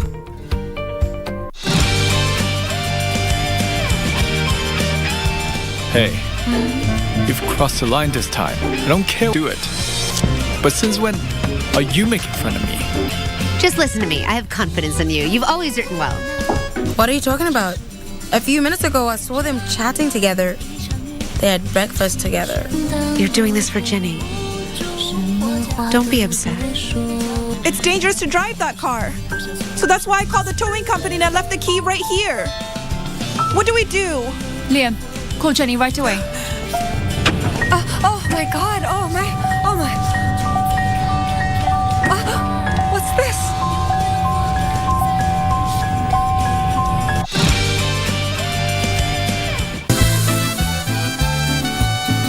I saw the veterinarian arguing with your wife. I don't know what it was about, but they were arguing. For crying out loud, I'm not interested in women like you. I'm exactly the kind of woman that you want. That wouldn't change anything. I would never have something to do with a woman as sick and as false as you are. Do you really want to get married to Vicente? Yes. Tell Ruben that I want to ask him to do some things for me. That won't be possible, Oligari. Why not? Ruben has left the house. Son, you are definitely right. Your sweetheart is quite a ravishing woman. She's beautiful and lovely. I think a little bit more to the right. Fabiola?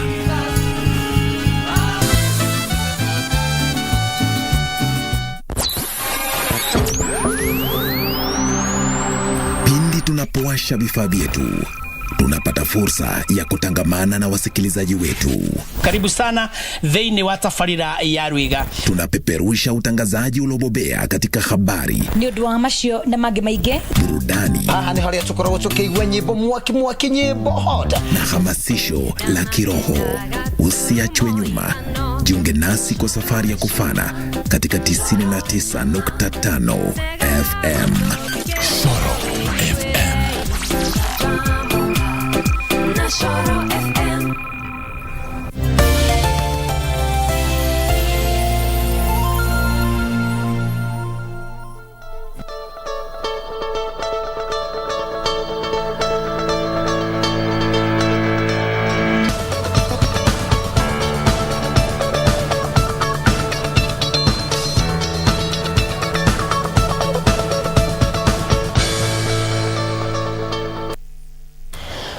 Welcome back to the program. We definitely appreciate your valued company. We continue our pace with our conversation looking at domestic tourism and just what channels we can employ to increase more revenue in terms of domestic tourism, and better yet, embracing domestic tourism. Still created first time with Ida John to my extreme right, who is a tour consultant and also a tours and travel practitioner.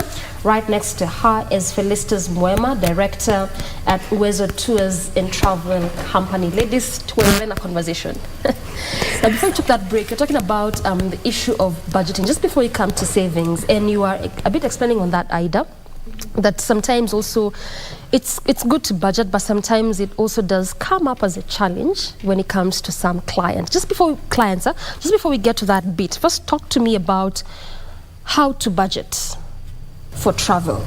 The reason why I ask this is because right now there's a lot happening in the country, especially when it comes to cost of living.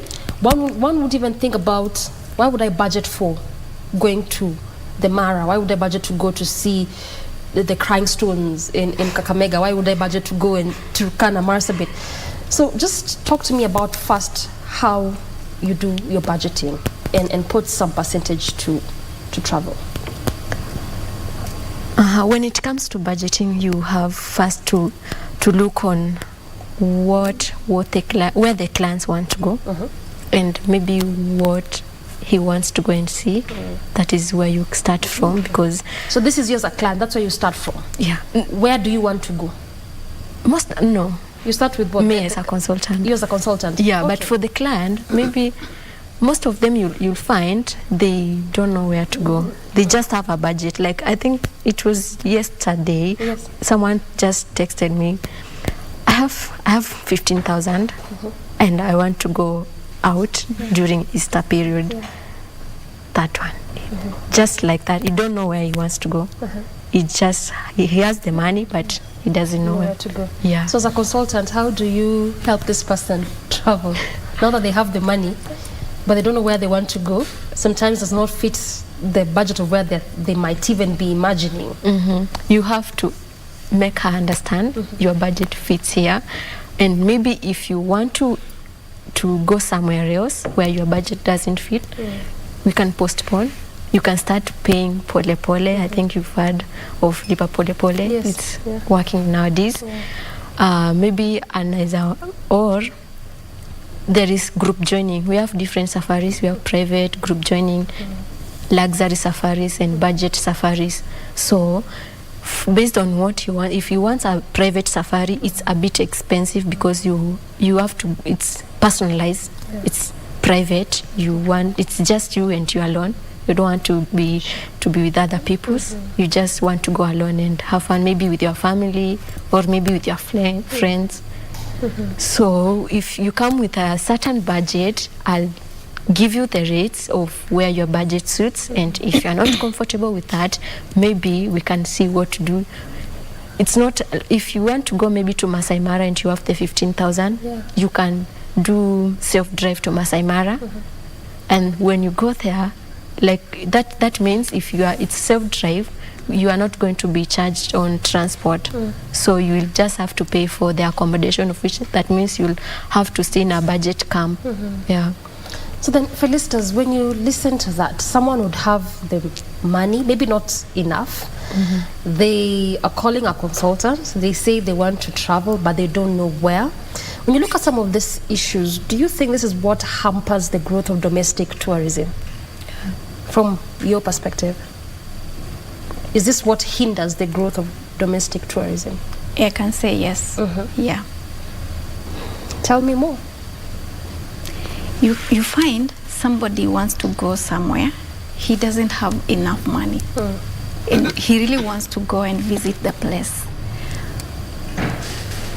Maybe we can change the place where he wants to go. We look for somewhere else where his money fits. Maybe if he or she agrees, we just book for him. Yeah, we make a package. If he agrees. If they don't agree, so then what do you do to this client? They really want to, whatever you've told them, they're not comfortable with that. And then you realize if they take the money, then they might never travel. So there's loss in terms of income, in terms of revenue altogether. So this, if that's the circumstance, then how do you go about it? Can you go first? Yes. First of all, a client is always right. That's the first rule of business. Yes, he's always right. If he wants to go to Masai Mara, and that is where he wants to go, then you can't start changing him and telling him, go to Nairobi. You can go to Nairobi National Park, a day trip, and so. No. That's why I said we have a Lipa Pole Pole plan. You can just talk to client and tell him, Ora, if it's suitable for you, you can start paying slowly. Ndio ifikie budget ya Masai Mara. Okay. Yeah. It's interesting. So then talk to me about savings for listeners. What is the best plan for savings for someone who wants to travel to different destinations like you've mentioned locally? Okay, you find somebody, I get a client, he wants to go to, let's say, Mombasa, and he gives me the date and the month. He doesn't have to have the cash at once.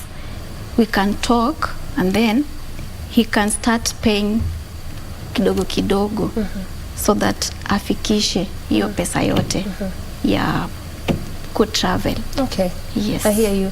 What percentage of savings do you recommend for travel? I have just given a classical example that right now in the country we are really with high cost of living as is, and things don't come cheap.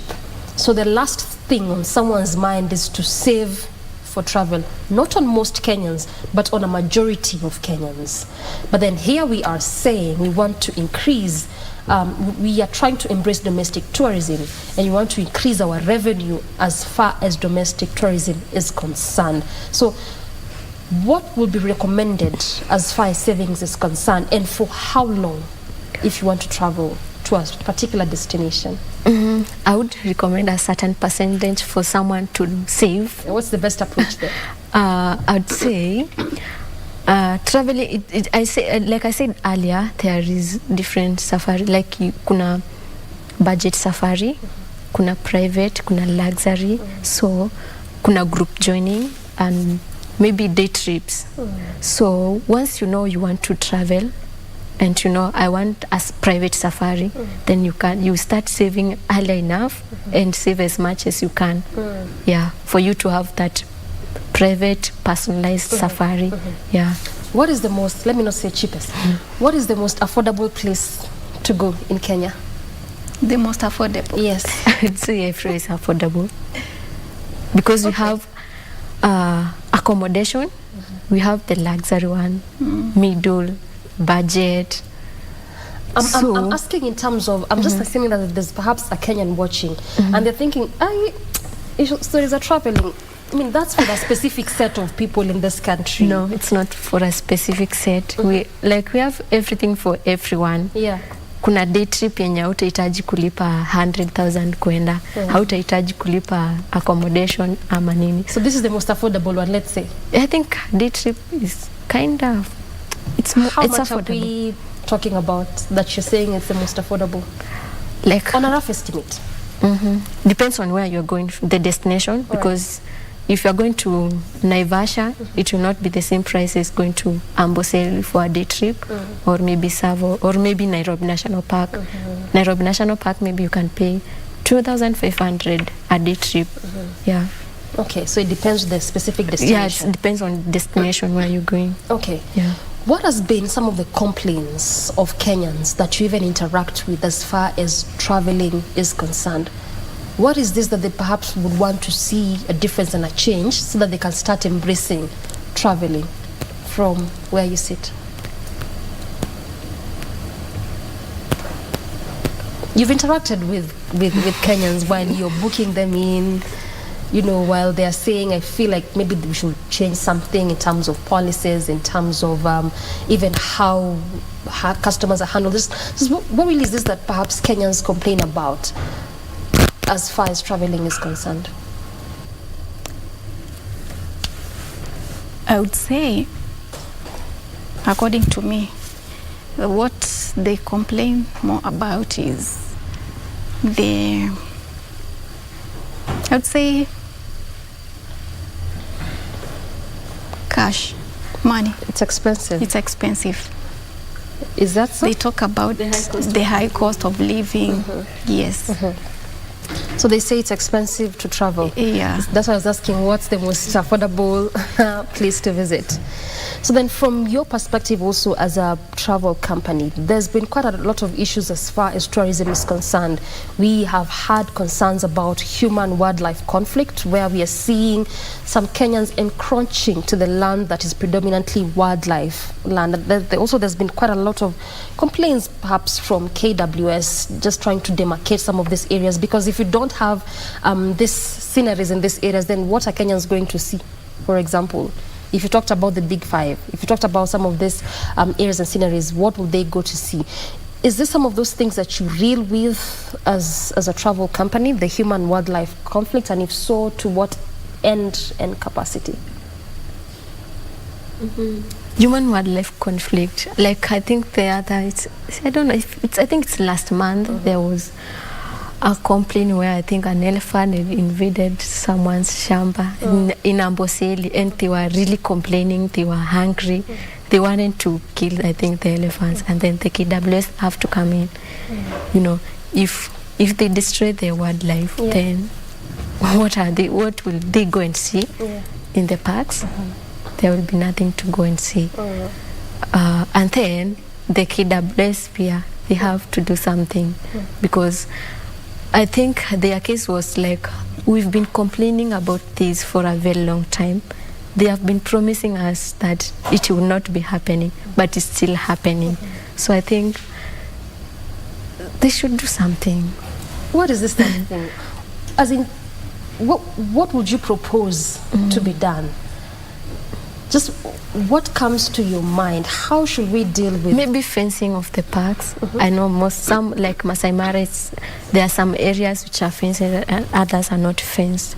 So maybe fencing can help to reduce the human-wildlife conflict, and also educating the locals, those who are around the park, educating them on the importance of taking care of the wildlife, and also how to interact with them, because they definitely have to interact with the wildlife. Yeah, so educating them is very important. Yeah. So this education lies with, this is the responsibility of who? Of, I think everyone. Like I did a training at Ecotourism Kenya, and we did community-based tourism, where we were taught about how to improve the communities and involve them in the tourism, the communities around the national parks and game parks. So I think it's a responsibility for everyone, and themselves also. Yeah. The locals themselves. Yeah.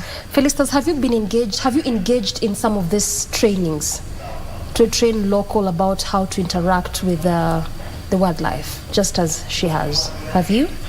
Not really. Not really. Yes. So then, from where you sit, whose responsibility is this? Because it comes out as a perennial problem, not just for the locals, but also for some of these tours and travel company. Because I mean, if Kenyans are to go to some of these areas, what will they see if some of this wildlife become extinct, for instance? Who has the responsibility of this? For the training? Yeah. Education training. I would say the KWS people. All right, so then as we bring this conversation to a close, I just want to finish up with you, Ida. We're talking about post-COVID. This is what, 3 years, I should say, about 3 years later. Yes, the industry is not doing that bad, but still not that good either. Yeah. What is this that perhaps the sector can employ to increase its revenue? Because right now, when you talk about increase of revenue, we are benchmarking with 2019, how the revenue was as at that time. What can the industry do to increase its revenue, both domestically and internationally, as a consultant? What is your 2 cents? For them to attract more clients or travelers, I think the levies, they should do something on them, because I think it was last week I got someone from, I think it was Nigeria, and he wanted to come to Kenya to do Nairobi National Park and a city tour. And then when I sent them the rates, they were like, wow. It's expensive. It's expensive. The entrance fee for Nairobi National Park. It was just, I think she was a lady. She was complaining, it's very high. Why can't you reduce? Why? And then I can't do something about it because it's already there, and they have to pay. Okay. Yeah. So I think it's something we need to be looking into. Yeah, to be looking to, and then the human-wildlife conflict also, they should also do something about it and reduce. I hear you. And also, right now, as we're talking, how the state of the country is like politics. We are really doing bad because of it. Yeah. The mandamano is not mandamano, yeah. Because no one would want to come to Kenya like right now. Utapata tu wame cancelled because of the insecurity cases. Yeah. People will cancel because of the rife insecurity cases. Yeah, the political instability. So then how do we work around that? Not to injure the business. I think they should sit down and do something. I mean, come into an agreement. Yeah, and end the mandamano thing. They should end the mandamano thing and come to an agreement. Hey. All right, I hear you.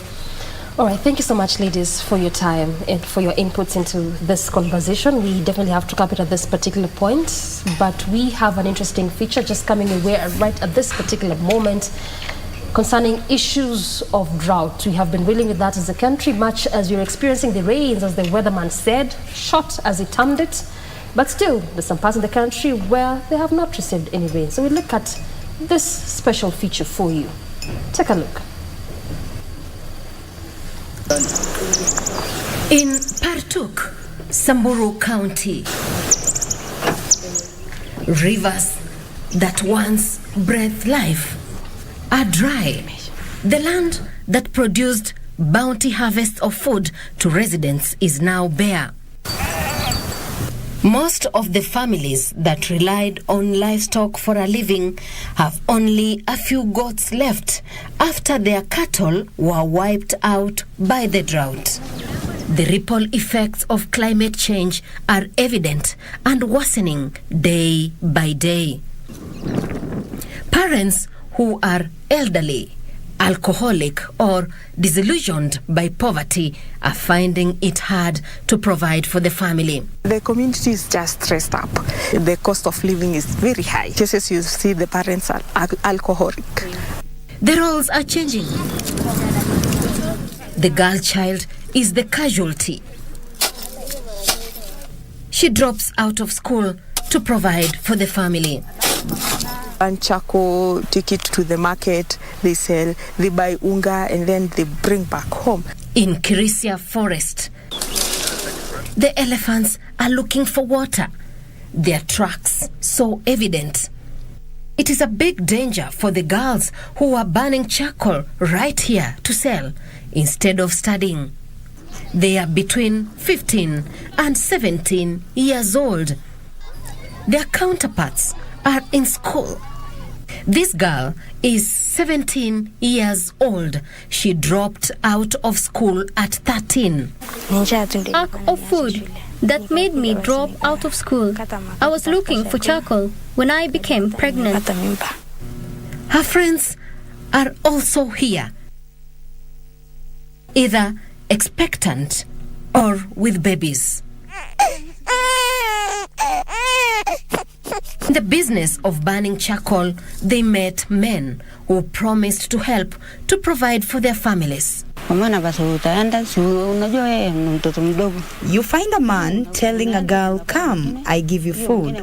In the process, the girl gets pregnant and drops out of school.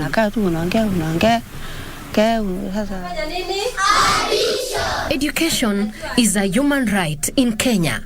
Article 53 of the Kenyan Constitution of 2010 states that every child has a right to free and compulsory basic education.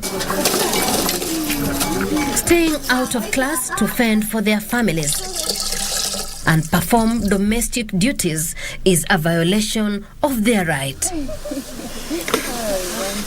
But drought is a contributor to the girls staying away from class. Efforts to take children back to school have faced challenges, and that's only becoming more difficult as food crops and livestock have died. The principal, who sought anonymity in the county, says, "We used the local administration as chiefs to bring some children back to school. Good enough, some came back, but others disappeared. But the number is there. Currently, 20 girls have dropped out of this school." The Kenya National Bureau of Statistics of 2022 revealed that Samburu County is leading in teenage pregnancies at 50%. This has contributed to the high number of school dropouts among schoolgirls, exacerbated by child labor to provide income for the families. We sought the position of the Ministry of Education official in the county on the matter. Kidogo, we had teenage mothers, we had also issues on pregnancies, but not so rampant the way the media reported the other day. We have, but not so rampant. We have come across so many girls, and there are so many here. They have dropped out of school, and also for teenage mothers. There are hundreds and hundreds. A report by the National Drought Management Authority of 2022 indicated that Samburu County was among the worst affected by school dropouts, with 64,800